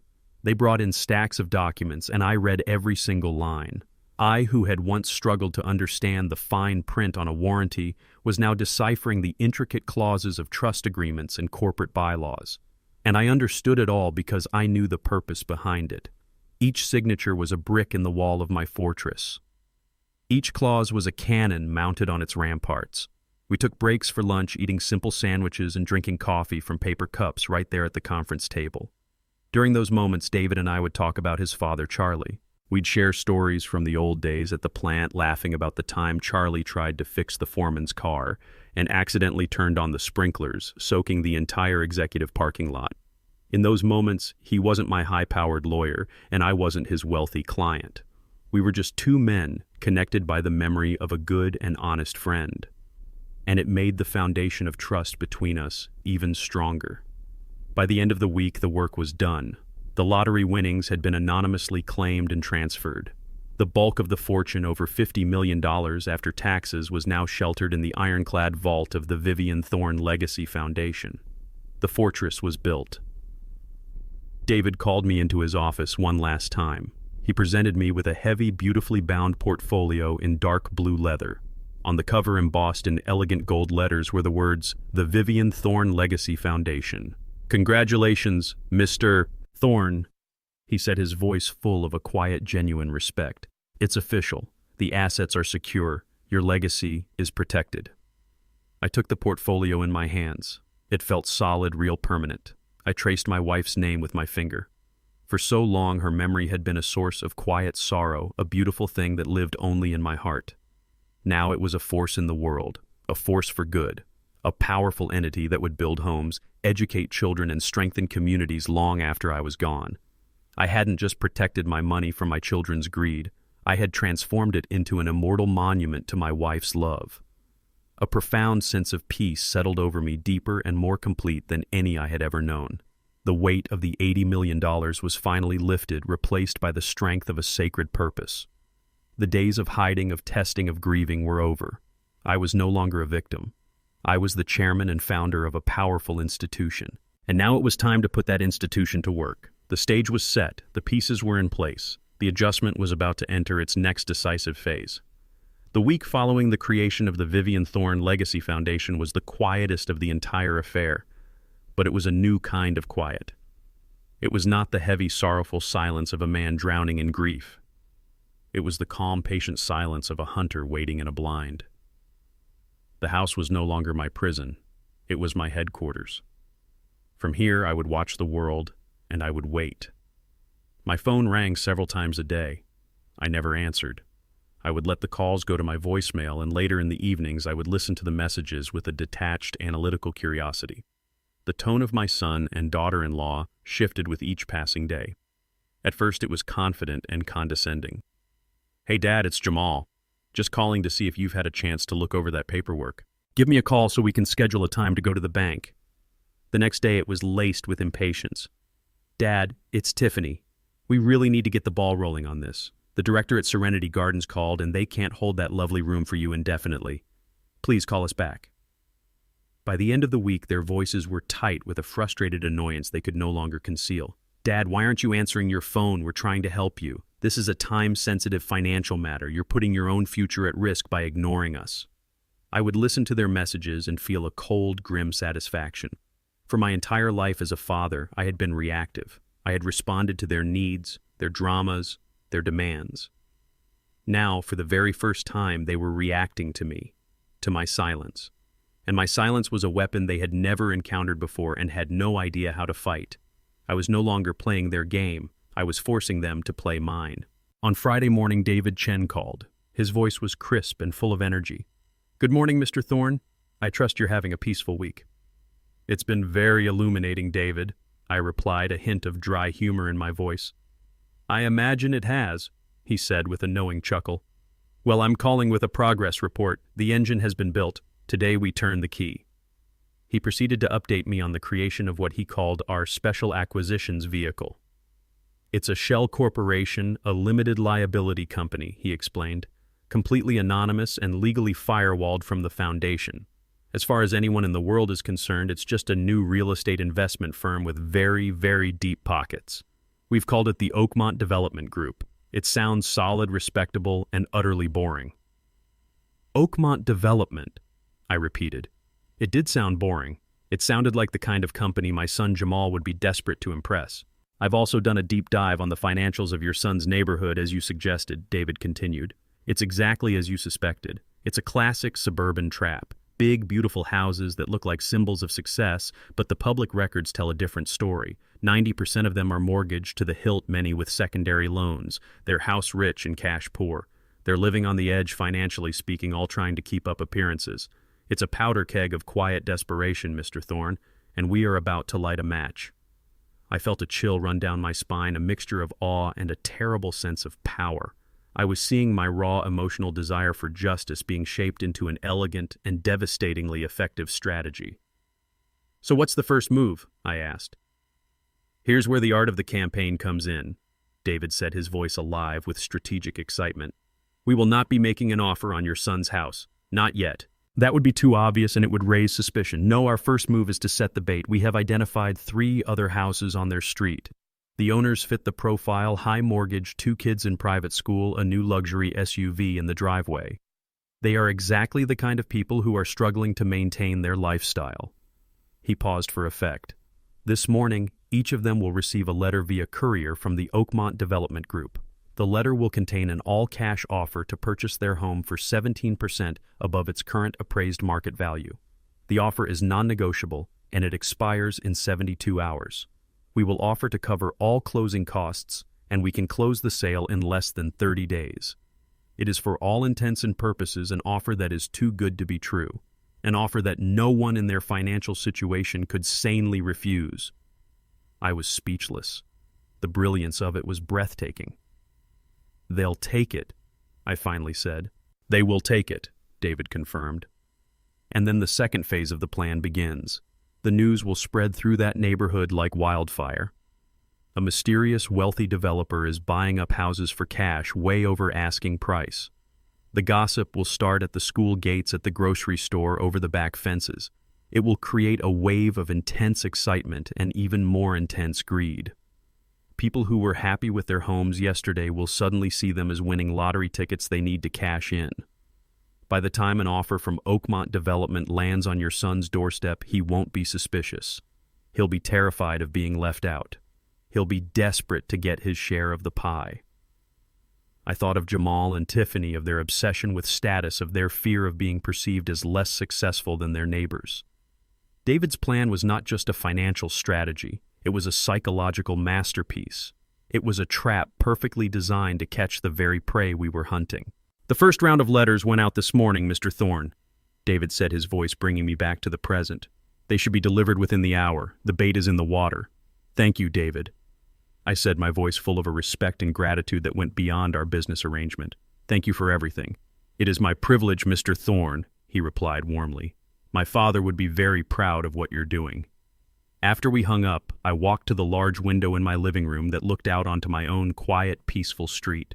I watched as the mailman made his daily rounds, a simple, familiar sight, and I imagined another mail truck on another quiet suburban street 20 miles away. I imagined a man in a crisp uniform walking up a manicured stone pathway, a pathway leading to a house that was not my son's. And I imagined him delivering a single elegant cream-colored envelope bearing the logo of the Oakmont Development Group. It was just a piece of paper, a simple letter. But I knew what it really was. It was the first shot fired in a war my children didn't even know had begun. The trap was set. The first move had been made, and now all I had to do was wait. The weeks that followed were an exercise in a kind of patience I had never known I possessed. It was the patience of a chess master who has set a complex trap and now simply watches his opponent's pieces move one by one into their designated squares. I went about my days with a quiet, calm deliberation. I worked in my small garden. I read books from the library. I listened to old jazz records. To any outside observer, I was just a retiree living out his quiet, solitary life. But on the inside, I was a general overseeing a vast and silent military campaign. David Chen and I spoke every other day. He was my field commander giving me reports from the front line. As he had predicted, the first 2 offers from the Oakmont Development Group were accepted almost immediately. The for sale signs went up on the manicured lawns of my son's street, followed quickly by bold red banners that read, "Sale pending." David described the effect with a clinical satisfaction. The neighborhood was buzzing. Rumors were flying. A mysterious investment firm with seemingly bottomless pockets was buying up the block. The residents were in a state of frenzied excitement, a gold rush fever that had them all staring at their mailboxes, praying for their own golden ticket to arrive. During this time, my phone continued to ring. Jamal and Tiffany. Their messages, which I still saved and listened to each evening, were a fascinating study in escalating frustration. They were like spoiled children who couldn't understand why a toy they had demanded had not yet appeared. "Dad, we need to talk."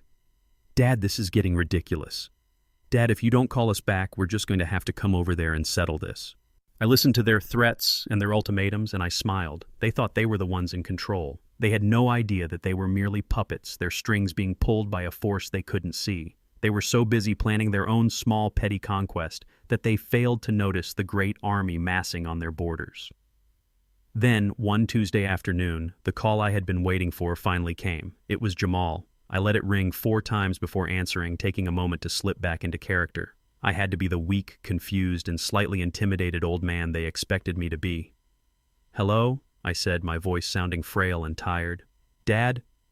Jamal's voice was not annoyed or demanding. It was a high-pitched, almost manic explosion of pure excitement. He sounded like a man who had just won the lottery. The irony was so thick I could have choked on it. "Dad, you are not going to believe what is happening. It's incredible. It's a miracle." "Jamal, slow down, son," I said, playing my part. "What's all the excitement about?" "The developer, Dad, Oakmont Development. The mystery firm that's been buying up the whole neighborhood. They sent us a letter. They want to buy our house." He was talking so fast he was practically shouting. In the background, I could hear Tiffany's voice, equally high-pitched and excited. "Tell him the offer, Jamal. Tell him the incredible offer. They're offering us 20% over market value. Dad, all cash. Can you believe it? The Martinsons next door only got 15%. We're the highest offer on the street so far. They must see the value in our upgrades," Tiffany squealed in the background, her voice dripping with triumphant pride. "Our new kitchen, I told you that new kitchen was a smart investment." I listened as they talked over each other, a chaotic duet of unrestrained greed. They were so lost in their own victory that they forgot they were talking to me. I was just a sounding board for their celebration. They spoke of the windfall not as a stroke of luck, but as a validation of their own superior intelligence and taste. It was their reward, they believed, for being smarter and better than their neighbors. Their arrogance was a thing of terrible, breathtaking beauty. "We'll finally be able to get out of this neighborhood."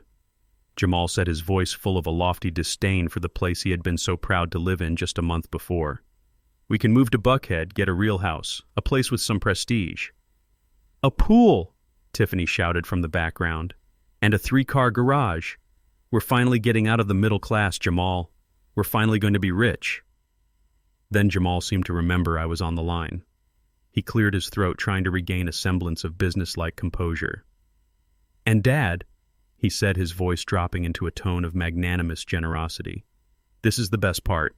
This solves everything. For everyone. Once we cash this enormous check, we'll have more than enough capital to handle your situation with ease. We can finalize the arrangements with Serenity Gardens and set up a long-term care fund for you without even touching the initial proceeds from your own house's sale. This takes all the pressure off. It's the perfect solution." I closed my eyes.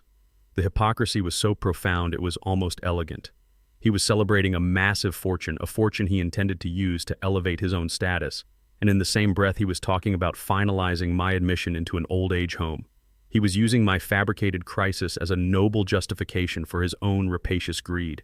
He wasn't thinking of helping me. He was thinking of how my situation made his own good fortune seem like a responsible and necessary act. It was a moral sleight of hand, and he was performing it without a trace of shame. So you see, Dad, he continued, his voice full of an urgent, pressing energy. Everything is working out perfectly. The universe is finally rewarding us for all our hard work. But we need to act fast. Our offer from Oakmont expires in 72 hours. And, well, this is the tricky part. For our own bridge loan for the new house, the bank wants to see that we have all our other financial affairs in order, which means we need to have a signed purchase agreement for your house. It's just a formality, a piece of paper, but it's all connected. We can't accept this incredible offer until you sign the papers for us to sell your place. It was a lie, of course. A clumsy, transparent lie. But he said it with such conviction, convinced of his own cleverness, convinced of my ignorance. In the background, Tiffany's voice cut through, sharp and insistent. Tell him we need him to be a team player, Jamal. This is for the good of the entire family. His signature is the key that unlocks all of this for us. The good of the entire family. The family they were systematically dismantling. The family whose foundation they were trying to sell out from under me. I took a deep breath, summoning the last performance I would ever have to give them. I let a long, weary sigh travel through the phone line. Oh, I said, my voice a quavering whisper. That's a lot to take in, son. It all sounds so fast, I don't know what to think. There's nothing to think about, Dad, Jamal said, his voice sharp with a final burst of impatience. This is a once-in-a-lifetime opportunity. We can't let it slip away because you're feeling hesitant. It's simple. All you have to do is sign. I paused for a long moment, letting him hang in the silence. Then I gave him what he wanted. Well, if you're sure it's the right thing to do, I said, my voice full of a reluctant manufactured defeat. Then I suppose it is. You know best about these things. The explosion of relief on the other end of the line was almost palpable. Yes, Jamal hissed to Tiffany. He's in. Then back to me, his voice dripping with false patience. Excellent, Dad. You're making the smart choice, the logical choice. We'll have our lawyer draft the papers, and we'll bring them over tomorrow night. We'll celebrate, the whole family. Okay, son, I said quietly. Tomorrow night. I hung up the phone. I stood there for a moment, the silence of my house pressing in on me. I looked at the picture of Vivian on the mantelpiece.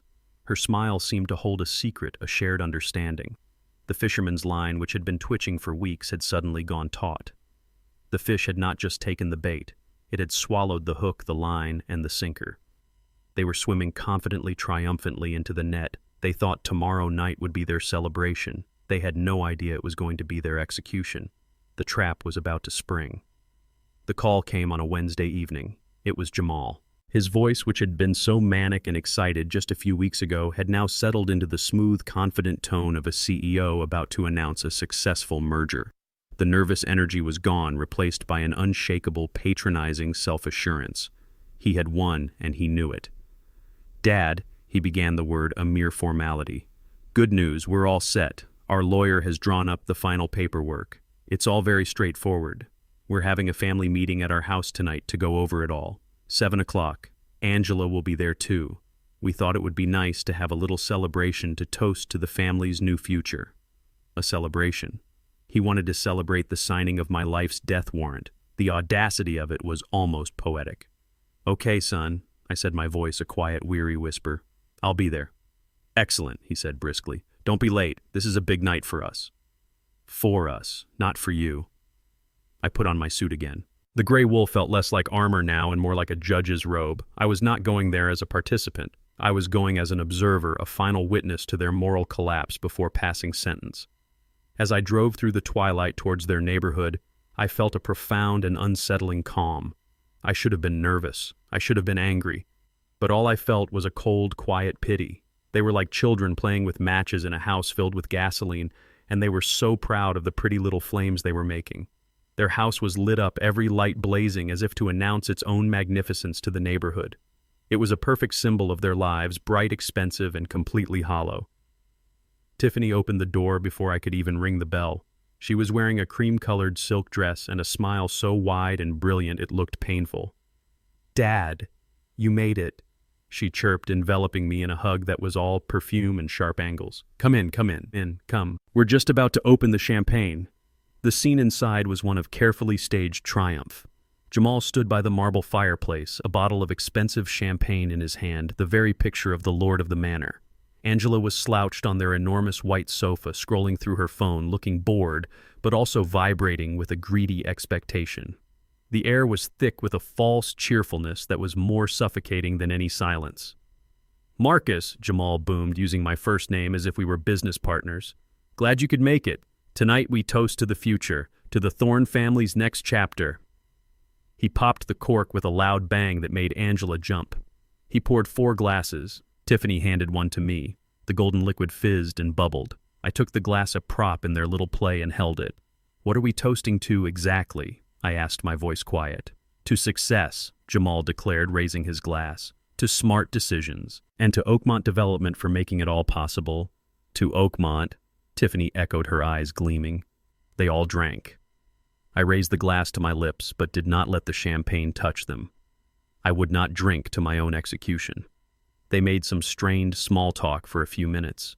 Tiffany talked breathlessly about a house in Buckhead they had their eye on, one with a home theater and a wine cellar. Jamal pontificated about the stock market, dropping names of companies and investment strategies I was sure he barely understood. Angela complained that the champagne was too dry and asked if they had any vodka. They were all performing their roles in a play about wealth and success, and they were all terrible actors. Finally, the moment came. "Well," Jamal said, clapping his hands together with an air of finality. "Let's get down to business, shall we?" He led the way to their vast, dark wood dining table, a piece of furniture so large and imposing it looked like it belonged in a medieval castle. It was clearly a table for signing treaties, not for sharing meals. Tiffany placed 2 neat stacks of documents on the polished surface, along with a heavy, expensive-looking fountain pen. "It's all very simple, Dad," she said, her voice shifting into a tone of gentle, patient instruction. "There are just 2 sets of papers, our sale agreement with Oakmont and the power of attorney agreement for the sale of your house." Jamal sat down opposite me, assuming the role of the lead negotiator. He tapped the first stack of papers. "Now this, Dad, is just a formality, as we discussed. It gives us the authority to act on your behalf in the sale of the property. It means you don't have to deal with any of the headaches, the lawyers, the real estate agents, any of it. We handle everything. It's the standard agreement."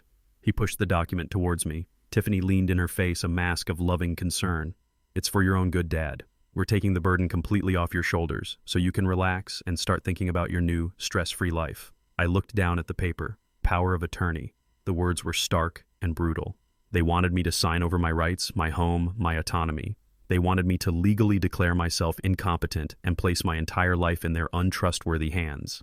Angela, who had been silent up to this point, let out an impatient sigh. "Oh my God, can we just sign it already? I have plans to meet some friends later."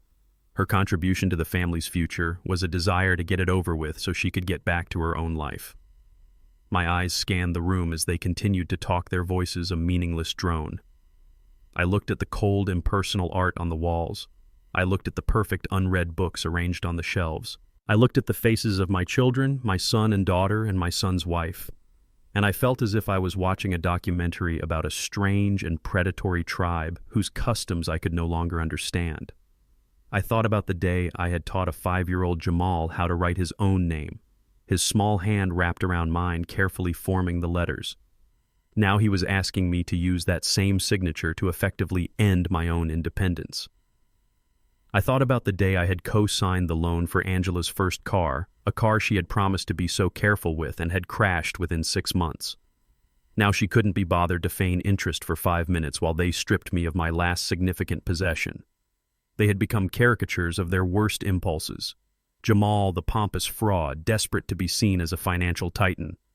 Tiffany, the ruthless social climber for whom family was just another asset to be leveraged. Angela, the perpetual child incapable of seeing the world beyond the edges of her own selfish desires. A profound cold pity washed over me. It was a deeper, more terrible feeling than anger. They were so utterly lost, so completely blinded by the glittering promise of money that they couldn't see the moral abyss they were so gleefully dancing beside. Jamal slid the fountain pen across the table. It came to a stop just before my hand. "Right here, Dad," he said, his voice soft and coaxing. He tapped a single empty line at the bottom of the page. "Just sign right here. One signature and all our problems will be solved." All our problems. I picked up the heavy pen. It felt cold in my hand. I looked up from the paper and met their eyes one by one. They were leaning forward, their faces a mixture of greed and anticipation. They were like wolves around a campfire waiting for the last embers to die out so they could move in for the kill. I gave them the performance they were waiting for, the performance of my life. I let out a long, shuddering sigh. I let my shoulders slump. I looked around the opulent room as if I were a condemned man taking one last look at the world. "My whole life," I said, my voice a broken whisper. "I worked so hard so that I would never have to ask anyone for anything, so that I could stand on my own 2 feet. I never thought it would end like this." The words were music to their ears. This was my surrender. This was the final, satisfying confirmation of their total victory. Tiffany's face softened into a look of triumphant pity. She even reached out and placed a comforting hand on my shoulder. "It's not an end, Dad," she said softly. "It's a new beginning, a managed, secure beginning. We're doing this because we love you." I looked down at the paper. I looked at the empty line where my name was supposed to go. I uncapped the pen. The room was utterly silent. The only sound was the frantic, greedy beating of their 3 hearts. I could feel their eyes on me, burning with expectation. They were inches away from their prize, the culmination of all their plans. I touched the cold, sharp tip of the fountain pen to the paper. The drive to my son's house was the longest and shortest of my life. Every traffic light, every turn was a step closer to the final act of a play I had come to despise. Yet there was a strange sense of peace within me, the calm that settles over a battlefield just before the dawn of the final decisive battle. I had rehearsed my role. I was no longer the grieving father, the confused old man, or the angry victim. Tonight I was to be a ghost, a hollowed-out shell of a man defeated by the relentless logic of his own children's greed. It was the most difficult role I had ever been asked to play, but I knew I had to perform it perfectly. The success of the entire campaign depended on it. I had dressed for the part, not in my suit of armor, but in the clothes of a condemned man. An old, slightly frayed cardigan that had been Vivian's favorite, a pair of worn corduroy trousers. I had stooped. My shoulders slowed my walk and put a weary, vacant look in my eyes. When Tiffany opened the door, her bright, predatory smile faltered for just a moment as she took in my appearance. She saw exactly what she wanted to see, a man who had already given up. "Dad," she said, her voice a soft, purring symphony of false sympathy. "You came. We were so worried. Come in, sit down. Let us take care of you." She led me into their cavernous living room, her hand on my arm a little too tight, as if she were guiding a frail patient rather than her father-in-law. Jamal stood by the fireplace, the very picture of a man in charge. He had a folder of documents in his hand.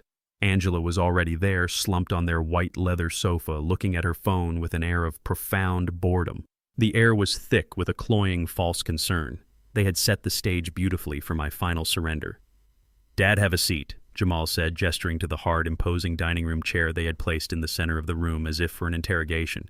"We have the papers here. Everything is in order. Our lawyer was very efficient." He said the word lawyer with a certain pride, as if the mere act of hiring one elevated him to a higher plane of existence.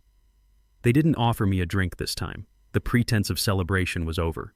This was business. This was the closing. Tiffany and Jamal sat opposite me at the great dark table. Angela remained on the sofa, a sullen, disinterested observer, waiting for her share of the spoils. Jamal slid the documents across the polished wood. The top page was the power of attorney agreement. "Now, Dad," he began, his voice a carefully modulated blend of patronizing gentleness and corporate efficiency. "I know legal documents can be confusing, so I'll walk you through it. This first page is the most important. It simply gives Tiffany and me the authority to act as your agents in all financial matters related to the sale of your property. It's a standard agreement. It allows us to handle the negotiations, the closing, the transfer of funds, all of it. It takes the burden completely off your shoulders. We're doing this to protect you, Dad, Tiffany chimed in, her voice as smooth as silk, so you don't have to deal with the stress and the confusion of it all. We're here to make this transition as smooth and painless as possible for you. A transition, that's what they called it. The final stripping away of a man's independence. A transition. I looked at their faces, at the masks of loving concern they wore so expertly, and my mind was a cold, clear lens seeing everything. I saw the greed flickering in Jamal's eyes as he talked about the transfer of funds. I saw the cold calculation behind Tiffany's caring smile as she spoke of making things painless. And I saw the vacant, bottomless selfishness in Angela's bored expression as she glanced up from her phone, annoyed that this was taking so long. I thought of Keisha. I thought of her brave, loyal heart, and the thought of her was a shield protecting me from the poison of their words. I was not here for myself. I was here for her.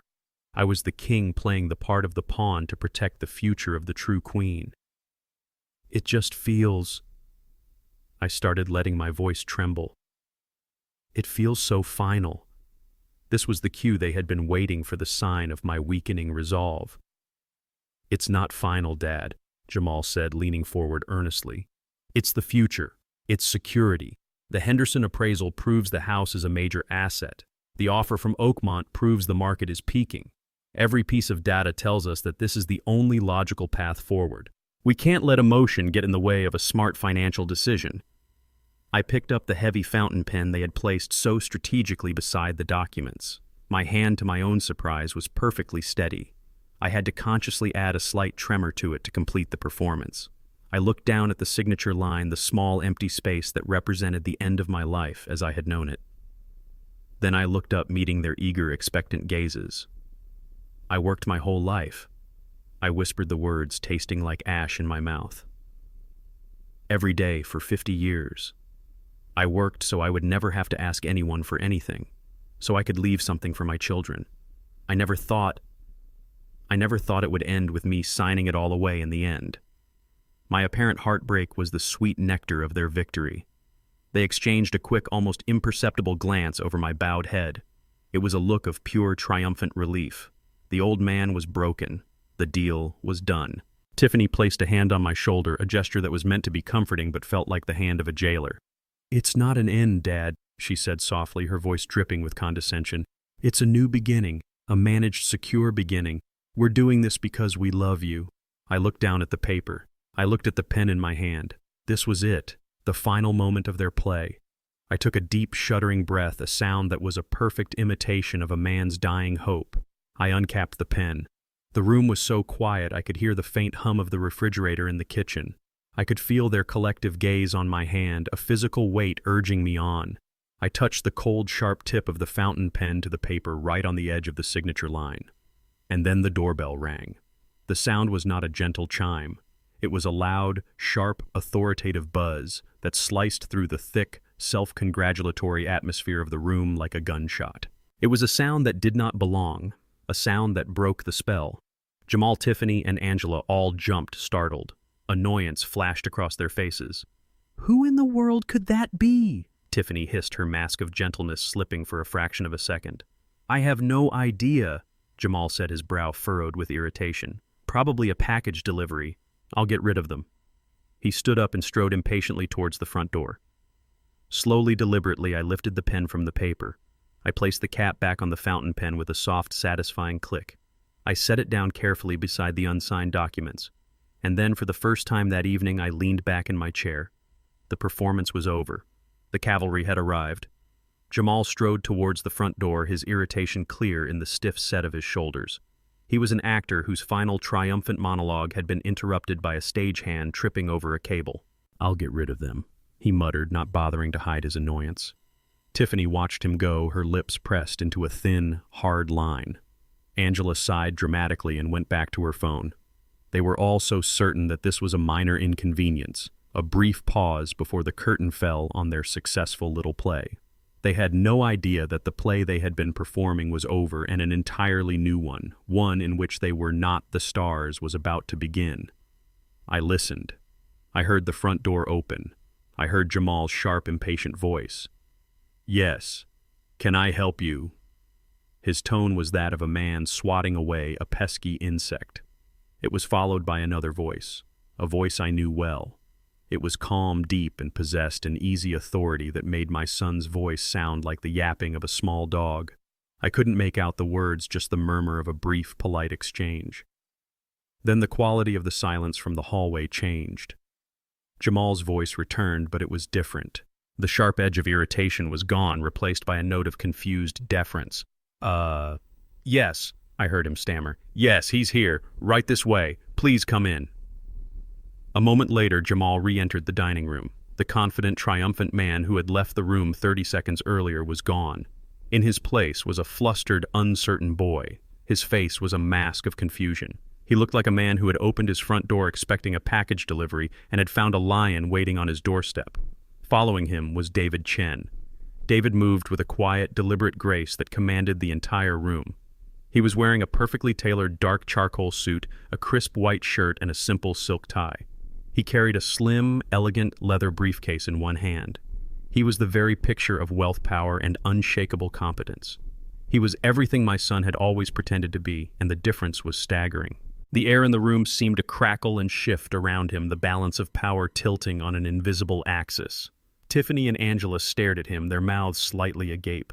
I could see the frantic calculations happening behind Tiffany's eyes as she tried to place this man. Was he from Oakmont Development, a senior partner sent to finalize their deal? Was he a banker? Who was this stranger who had walked into her home with the casual authority of a king? David's eyes swept the room, taking in the scene with a quick, analytical glance. He noted the champagne glasses, the documents on the table, the 3 stunned faces staring at him. And then his gaze fell on me. He ignored everyone else as if they were pieces of furniture. He walked directly to the dining table, his footsteps the only sound in the suddenly silent room. He stopped beside my chair and addressed me, his voice full of a deep and genuine respect that made my children's patronizing words sound like the insults they truly were. "Mr. Thorne," David said, his voice calm and clear. "I apologize for my tardiness. The traffic coming out of the city was worse than anticipated. Are we ready to begin?" The words dropped into the silence of the room like stones into a still pond. Are we ready to begin? Not are you ready to sign? The implication was immediate, seismic, and utterly devastating to the narrative they had constructed. Jamal and Tiffany exchanged a look of pure, unadulterated shock. Jamal was the first to find his voice, though it was a few octaves higher than usual. "I'm sorry, Who are you, Dad? Do you know this man?" I did not answer him. I did not even look at him. I simply looked up at David Chen, the son of my old friend, my trusted ally, and I gave him a slow, deliberate nod. That was all the signal he needed. David turned his attention to my son and daughter-in-law for the very first time. His expression was not angry or aggressive. It was something far worse. It was a look of cold, dispassionate assessment, the look a scientist gives to a specimen under a microscope. "My name is David Chen," he said, his voice level and precise. "I am Mr. Thorne's legal counsel." He placed his leather briefcase on the table. It made a soft, definitive click, a sound that seemed to echo through the room like a gavel falling like the locking of a vault. Legal counsel. The words hung in the air, electric and menacing. Tiffany's practiced smile did not just falter, it shattered. The color drained from her face, leaving behind a pallid mask of dawning horror. Her mind, which I knew could move so quickly, was clearly struggling to process this new, impossible data. An old, defeated man on the verge of signing his life away did not have legal counsel who looked like David Chen. Jamal stared, his face a comical picture of disbelief and suspicion. "Legal counsel," he sputtered, looking from David back to me. "What is this, Dad? What have you done?" Angela, for the first time all evening, finally put down her phone. She looked from David's expensive suit to my calm face, her brow furrowed. The simple transaction she had been waiting for, the one that was supposed to fund her next few months of leisure, had just become infinitely, terrifyingly more complicated. I remained silent. I looked at the faces of my children, at the panic and confusion that had replaced their arrogant certainty. The power in the room had not just shifted. It had reversed itself like a river suddenly flowing uphill. The play they had written was over. The stage had been cleared. Their celebration had come to an abrupt and brutal end. The real meeting, the one I had been planning all along, was finally about to begin. The silence in the room after David Chen's introduction was a physical thing. It was heavy, brittle, and charged with a panicked confusion. Jamal, Tiffany, and Angela stared at David, then at me, then back at David, their minds visibly struggling to reboot, to process the new data that had just crashed their entire operating system. The confident, predatory certainty of a moment ago had vanished, replaced by a wide-eyed, defensive bewilderment. Jamal, ever the one to believe in his own authority, was the first to recover. He puffed out his chest, a desperate attempt to regain control of a room that was no longer his. "Legal counsel," he said, forcing a dismissive laugh that sounded more like a choke. "What on earth for Dad? What is this nonsense? We're family. We don't need lawyers to sort out our affairs. This is a private matter." Tiffany, ever the manipulator, tried a different tactic. She turned a brilliant, if somewhat strained smile on David. "Mr. Chen, I'm sure there's been some sort of misunderstanding," she said, her voice dripping with a sweetness that was now curdling at the edges. "My father-in-law has been under a great deal of stress lately. He's a little overwhelmed. We're simply trying to handle some routine family estate planning for him." David did not smile back. He did not engage with their attempts to dismiss him. He simply stood there, a pillar of calm, formidable power, and let their frantic words dissipate into the tense silence. He opened his briefcase with a soft, authoritative click, but he didn't look at it yet. His attention was on me. "Mr. Thorne," he said, his voice respectful and clear, ignoring the others completely.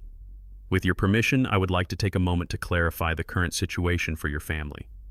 I met his gaze and gave him a single, slow nod. The gesture was small, but its meaning was monumental. I was a king giving my general the order to attack. David turned his cool, analytical gaze upon Jamal and Tiffany. It was the first time he had truly looked at them, and he did so with the detached curiosity of a biologist examining a particularly unpleasant species of insect. "Let's begin with the documents you have so kindly prepared," he said, his voice as sharp and clean as cut glass. He gestured towards the papers on the table.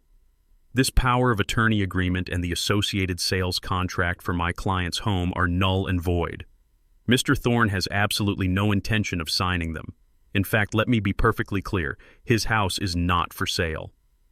The first shockwave hit them. "Not for sale." Jamal sputtered, his face flushing with anger. "That's ridiculous. He has to sell. He has a $15,000 tax bill he can't pay. He'll lose the house anyway. He needs the money." A small cold smile touched the corner of David Chen's lips. It was a terrifying sight. "That brings me to my next point," he said smoothly. "The entire premise of this meeting, the very foundation of your plan, is based on a fraudulent assertion. The idea that Mr. Thorne is in any kind of financial distress is, to put it plainly, a lie. A fabrication he created for the sole purpose of testing the character of his children." He let that sink in. Test. The word hung in the air, ugly and accusatory. Tiffany's face went pale. "What are you talking about?" she whispered. David ignored her, his eyes locked on Jamal. "Far from being broke," he continued, his voice dropping slightly for dramatic effect, "Mr. Thorne recently came into a significant life-altering fortune. To be precise, his personal net worth is currently in excess of $50 million. The second shockwave was a nuclear detonation. It shattered the remaining composure in the room. Angela literally dropped her phone, which clattered loudly onto the hardwood floor. Jamal's jaw dropped, his face a comical mask of slack-jawed disbelief. $50 million, he stammered, the words catching in his throat. That's impossible. Where? How?" But Tiffany's mind, I had to give her credit, moved faster than the rest. The shock on her face was instantly replaced by a look of blinding, radiant greed. The prize wasn't a $500,000 house. It was a $50 million empire. Her entire demeanor changed. She looked at me, a hungry, possessive light in her eyes. $50 million, she breathed, her voice trembling with avarice. "Dad, why didn't you tell us? Oh my God, this changes everything. We can invest, that we can set up a family trust. We can—" "You will do nothing." David's voice cut through her excited fantasy like a shard of ice. His tone was no longer calm. It was whiplash sharp, and it made her flinch as if she had been physically struck. You seem to be under the profoundly mistaken impression that this money is yours to manage or that you will have any access to it whatsoever. You will not. He reached into his briefcase and pulled out the heavy leather-bound portfolio. He placed it on the table with a soft, heavy thud that sounded like a coffin lid closing. Mr. Thorne has no intention of sharing this fortune with the children who tried to betray him, David stated, his voice ringing with cold finality. Instead, he has taken meticulous legal steps to protect it from your greed permanently. He slid the portfolio across the table. They all stared at the elegant gold lettering on the cover. Effective as of last week, David announced, Mr. Thorne has endowed the entirety of his assets to a new irrevocable charitable organization. I would like to introduce you to the Vivian Thorne Legacy Foundation. He let them read the name. He let them see the name of the woman whose memory they had so thoroughly disrespected, now emblazoned on the institution that held the fortune they so desperately craved. The foundation, David explained, his voice returning to a clinical calm, has a stated mission of supporting affordable housing initiatives and educational scholarships throughout the state of Georgia. As the sole founder, Mr. Thorne serves as the chairman of the board. The assets, all $50+ million, are legally and irrevocably owned by the foundation itself. They are, to put it in terms you might understand, completely and forever out of your reach. The hope in their eyes died. It was a visible thing, a light being extinguished, leaving behind only a dark, horrified emptiness. The $50 million prize had appeared and vanished in the space of 60 seconds. But Jamal, his mind scrambling, latched onto the one last piece of wreckage he could find. The house, he stammered, his voice thin and reedy. Our house. The Oakmont offer. We can still sell our house. We'll still be rich. He looked at Tiffany, a desperate plea for reassurance in his eyes. David Chen actually smiled at that. It was a genuine, if chilling, smile. Ah, yes, he said, his voice laced with a deep and terrible irony. The Oakmont Development Group, a very aggressive new firm, aren't they? With very, very deep pockets. We've been quite impressed with their acquisition strategy. He paused, savoring the moment, letting them hang on the precipice. So impressed, in fact, that we created them. The final vestiges of comprehension drained from their faces, leaving only a blank, uncomprehending void. What are you talking about? Tiffany whispered, her voice barely audible. David leaned forward, his voice dropping to a conspiratorial whisper, as if letting them in on a delightful secret. The Oakmont Development Group is a wholly owned subsidiary, a shell corporation created by and for the Vivian Thorne Legacy Foundation. The foundation's first major community revitalization project is, in fact, this very neighborhood. He gestured vaguely towards the window. Your father, in his capacity as chairman of the board, felt that this area was ripe for redevelopment. He has authorized the acquisition of several key properties to be demolished and replaced with a new mixed-income community, complete with a public park and a community center. He looked directly at Jamal and Tiffany, his eyes glinting with a merciless intelligence. The extraordinarily generous offer you received for your home, the one you were so excited about, it came directly from your father. He is the mystery developer you've been celebrating all week. This was it. The final blow, the payoff, the great brutal and beautiful reversal. The thing they had seen as their salvation was in fact the instrument of their humiliation, and it was being wielded by the very man they had sought to victimize and discard. There was no sound, there was no protest, there was only a silence so profound it felt like the end of the world. I watched them as the full crushing weight of their defeat finally settled upon them. I saw Jamal, the financial genius, the master of the universe, simply deflate. His shoulders slumped, his face went slack, and he looked, for the first time since he was a little boy, utterly and completely lost. I saw Tiffany, the master manipulator, the brilliant strategist, her face a frozen mask of pure, silent, incandescent rage. She was beaten, and she knew it, and the knowledge was consuming her from the inside out. And I saw Angela, her head in her hands, finally understanding the sheer scale of the fortune she had been permanently cut off from, and she began to cry. Not tears of remorse, but the loud, ugly, gulping sobs of a spoiled child who has just had her favorite toy taken away forever. Then, for the first time since David's arrival, I spoke. My voice was not triumphant. It was not angry. It was just quiet and sad and full of a terrible finality. I looked at the unsigned power of attorney agreement still sitting in the center of the table. "You wanted a signature?" I said, my voice barely above a whisper.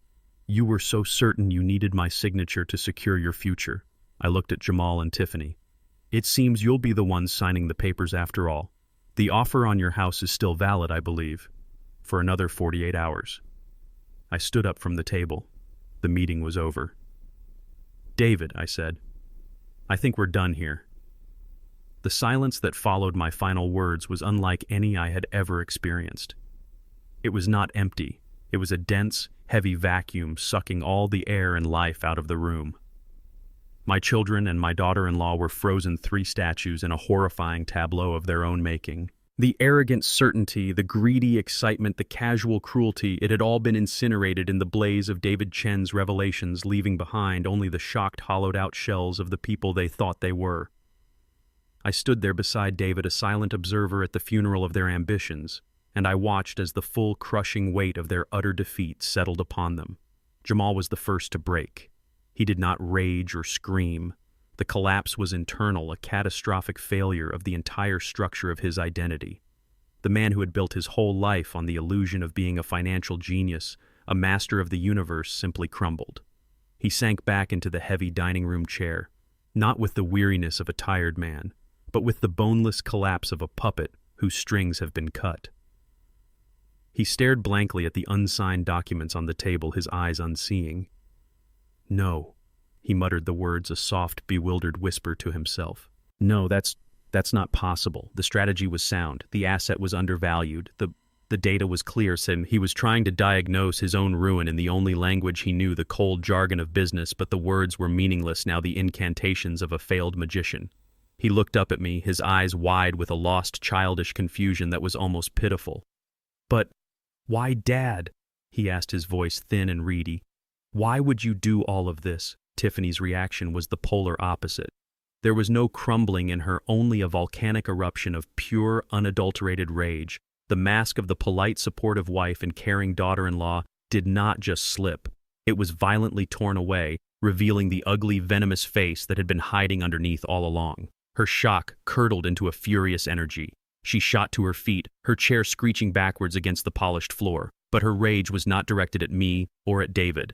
It was a laser beam of contempt aimed directly at her husband, the man whose weakness had led to her downfall. "You idiot!" she shrieked, her voice, a shrill, piercing sound that was ugly beyond measure. "You absolute incompetent fool! You told me he was a simple old man. You told me he was losing his mind. You told me this was a sure thing, a simple transaction." She was pacing now, a caged animal, her fists clenched at her sides. "You let him play you. From the very beginning, you let this old man play you for a fool, and you let him play me." With a final guttural scream of frustration, she grabbed the half-empty champagne bottle from the table and hurled it against the far wall. It exploded in a shower of glass and foam, a fitting end to their premature celebration. Their partnership, I saw with perfect clarity, was never one of love. It was a business merger, and in the face of bankruptcy, they had immediately turned on each other. And then there was Angela. Her breakdown was in its own way the most pathetic and the most revealing. Her loud, gulping sobs, which had begun after the foundation was revealed, now escalated into a full-blown hysterical wail. But her grief was not for the destruction of her family. It was not for the pain she had helped cause. It was a purely selfish anguish, the tantrum of a child who has been denied the ultimate prize. $50 million, she wailed, her words punctuated by hiccuping sobs. $50 million? Do you have any idea what I could have done with $50 million? My whole life, it could have been perfect. No more debts, no more auditions. I could have had everything I ever wanted. She buried her face in a silk cushion on the sofa, her shoulders shaking with the sheer, tragic injustice of it all.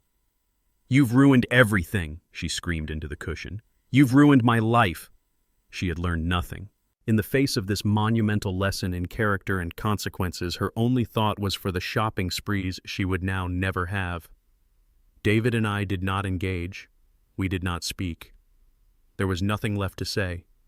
To argue with them would have been like trying to reason with a hurricane. Their ruin was a storm of their own making, and all we could do was stand back and watch it rage. David picked up his briefcase from the table. He gave me a slight nod. It was time to go. We turned our backs on the chaos, on the broken man muttering about his failed strategy, on the furious woman hissing curses at her husband, on the weeping child mourning a future she never deserved. We walked to the front door. I paused for a moment with my hand on the doorknob and looked back one last time at the wreckage. I saw my family, and I felt a great and terrible sadness, not for myself, but for them, for the broken, empty people they had become.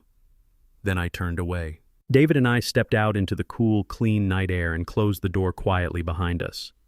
The click of the latch was a soft, final sound, the sound of a chapter ending, the sound of justice being served, and the sound of a new, quieter, and more honest future finally beginning. As David and I stood by the door ready to leave them to the ruins of their own making, David paused. He turned back, an expression of thoughtful recollection on his face, as if he had forgotten a minor detail on a long checklist. "Ah, there is one final piece of business, if you'll indulge me for just another moment," he said, his voice calm and professional, slicing cleanly through the chaotic sounds of their despair. Their heads jerked up. Jamal looked up from his stupor. Tiffany froze in the middle of a hissed curse at her husband, and Angela's wailing subsided into a series of ragged, hopeful hiccups, their eyes red-rimmed and desperate, fixed on David. In the wreckage of their defeat, they were searching for any piece of driftwood to cling to, any sliver of hope that this was all a terrible nightmare from which they might still awaken. David walked back to the great dark dining table, a lone bastion of order in the emotional storm. From his briefcase, he produced one last document, a crisp, formal-looking report bound in a simple blue cover. It was, "I knew the summary of my new last will and testament." "In light of recent events," David began, his voice devoid of any emotion, "Mr. Thorne has felt it necessary to revise his estate plan. He wanted me to share some of the pertinent details with you now so that there will be no future confusion or misunderstandings." He addressed Jamal and Angela directly, his gaze steady and unwavering. "Mr. Thorne has not disinherited you completely." The words hung in the air. A flicker of something, a desperate, pathetic hope ignited in their eyes. Perhaps this was all just a scare tactic. Perhaps after this brutal lesson, their loving father was about to show them mercy. David let them hang on to that hope for a moment before methodically and mercilessly extinguishing it. "He has established a testamentary trust in your names," he explained. "From this trust, upon his passing, you will each receive a monthly stipend. The amount is modest. It is enough to cover the rent on a small one-bedroom apartment in a safe neighborhood, utilities, and a basic budget for groceries and transportation. It is not enough for luxuries. It is not enough for a lifestyle. It is enough to survive." He paused, letting the reality of that sink in. Their faces were already beginning to fall. "However," David continued, and the word "however" was as cold and hard as a block of granite. "This stipend is not an entitlement. It is not unconditional. It is contingent upon your meeting several strict requirements which will be verified on a monthly basis by an independent trust administrator." He looked at Jamal. "First, you must both secure and maintain full-time verifiable employment. A record of steady work and legitimate pay stubs will be required to receive each month's payment. If you are unemployed, the stipend will be suspended." He then looked at Angela. "Second, you must both enroll in and successfully complete a certified financial literacy and debt management course from an accredited institution. A certificate of completion will be required within the first 12 months. Failure to do so will result in the permanent termination of the trust." Finally, he looked back and forth between all three of them, his gaze finally settling on Tiffany. "Third, you are to have no unsolicited contact with Mr. Thorne or your niece Keisha Thorne. Any form of harassment, any frivolous legal action, or any attempt to pressure or manipulate them in any way will be considered a breach of the trust's terms and will result in the immediate and permanent forfeiture of all future payments." He stood back from the table, his presentation complete. "Mr. Thorne believes," he said, his voice a perfect dispassionate echo of my own intentions, "that the greatest inheritance he can give you is not a sum of money that you have proven you are unfit to manage. It is instead the opportunity to finally learn the lessons of responsibility, self-sufficiency, and basic human dignity that you have until now so profoundly failed to grasp." The flicker of hope in their eyes died, replaced by a look of stunned, indignant outrage. This wasn't mercy. This was the ultimate humiliation. It was a punishment so perfectly, so paternalistically designed to insult them, that it was far worse than being left with nothing at all. "You can't be serious," Tiffany scoffed, her voice a venomous whisper. That's insulting." "An allowance," Angela wailed, the reality of her situation finally dawning on her. "You want me to get a job?" Jamal just stared, his face a blank mask of defeat. The prospect of having to re-enter the workforce, not as a high-flying executive, but as an ordinary man needing a paycheck to survive, was a humiliation too great for him to even comprehend. David did not deign to respond to their outrage. Their feelings were irrelevant. The terms had been set. He placed a copy of the will's summary on the table, setting it down amidst the wreckage of their champagne glasses and their now useless legal documents. "These are the terms," he said, his voice final. "They are non-negotiable." He turned, gave me a slight nod, and we walked towards the door once more. We did not look back. We left them there no longer, just defeated, but condemned. Condemned to a life of forced responsibility. Stripped of their unearned wealth, they had been sent back to the very beginning with their father's final harsh lesson as their only guide. It was not the end they had planned, but it was the beginning they so desperately needed. A few days after the storm had passed, I asked Keisha to meet me for lunch. We didn't go anywhere fancy. We went to a small, quiet diner with worn vinyl booths and a waitress who called everyone honey. I needed a place that felt real, a place grounded in the simple dignities of everyday life. I watched my granddaughter pick at her food, her brow furrowed with a mixture of worry and curiosity. She knew something monumental had happened, but she didn't know the details, only that her parents' world had been turned upside down. I reached across the table and took her hand. It felt small and strong in my own. "Keisha," I began, my voice quiet but clear. "I have secured our family's assets. I have put them to work doing good in the world in your grandmother's name. We've established a foundation to help people to build things." I told her about the mission of the Vivian Thorne Legacy Foundation, about the scholarships for hardworking students and the grants for families struggling to find a decent home. I saw her eyes light up with a pure, uncomplicated pride. But a foundation needs more than just money. I continued, my gaze steady and serious. It needs a heart. It needs a conscience. It needs a leader with integrity and strength and a compassionate spirit. It needs a person who understands that true wealth isn't about what you have, but about what you give. I squeezed her hand, my heart full. "It needs you, Keisha." She stared at me, her eyes wide with disbelief. A small, nervous laugh escaped her lips.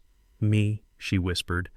"Grandpa, I don't know the first thing about running a foundation. I'm just a 19-year-old kid who works at a coffee shop."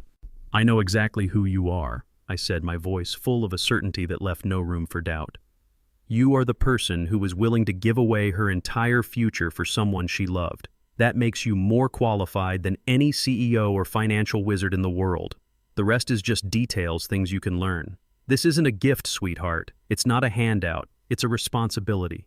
I will run the foundation for as long as I am able. Your job is to learn, to study, to grow into the remarkable woman I already know you are. And when the time is right, you will take my place. You will be the guardian of your grandmother's legacy." Tears welled in her eyes, but they were not tears of sadness. They were tears of a profound, overwhelming humility. She saw that I wasn't just giving her a fortune. I was giving her my trust, my faith. I was telling her that she was the one, the true heir. And in that quiet, unremarkable diner, the real inheritance was finally passed to the only one who had ever truly deserved it. After David and I left them that night, there were no more angry phone calls, no more desperate voicemails. There was only a vast, echoing silence. In the days that followed, I sometimes found myself composing speeches in my head, the final words I would say to my children. I imagined a grand paternal lecture, a final summary of their moral failures, a thundering condemnation of their greed. But when David's office informed me that they had, without protest, signed the papers to sell their house to the Oakmont Group, I realized there was nothing left to say. The consequences were the only last words they would ever need or understand. My actions were my final statement. The new difficult reality I had constructed for them was my closing argument. I had not set out to destroy them. I had set out to disarm them, to take away the poison of unearned wealth that was corrupting their souls. Whether they would learn from it was up to them. My part in their education was over. The months that followed were a quiet unfolding of this new reality. The house on the perfect suburban street, the great monument to their ambition, was sold. The foundation, under David's expert guidance, now held the deed. Jamal and Tiffany moved into a modest rented apartment on the other side of town. The expensive German cars were repossessed. Tiffany stripped of her hosting capabilities, and her husband's veneer of success vanished from the high-flying social circle she had tried so hard to conquer. And Jamal, the financial prodigy, the man who spoke of assets and liquidity as if he had invented them, found that the world was not so eager to employ a man in his late 40s with an inflated ego and a sudden mysterious gap in his resume. Their punishment was not poverty, it was obscurity. It was the quiet, grinding humiliation of having to live a normal life, a life they had always believed was beneath them. Angela, too, faced her new beginning. After a storm of tears and a blizzard of angry text messages, the simple, brutal math of her situation became clear. To receive her monthly stipend, she had to get a job. She is a hostess now at a busy downtown restaurant. I am told she complains constantly. She finds the work demeaning, the hours exhausting. But for the first time in her adult life, the electricity bill is paid with money she earned. The rent is covered by her own labor. The lesson, I hope, is beginning to take root, however painfully, in the barren soil of her self-absorption. I have not seen them. The terms of the trust are clear, and the distance is a sad but necessary boundary. Sometimes late at night I feel a pang of sorrow for the children I raised, for the memory of the family we once were. But then I think of the family I still have. The sun is warm on my back. It's a perfect Saturday in spring, and I am in my garden, the one Vivian planted so many years ago. The air is sweet with the scent of her blooming roses. I am not alone. Keisha is here. She kneels beside me in the soft earth, her hands covered in dirt, a smudge on her cheek. She comes every weekend. We don't talk about the turmoil of the past. We don't talk about the foundation or the great weight of the responsibility that will one day be hers.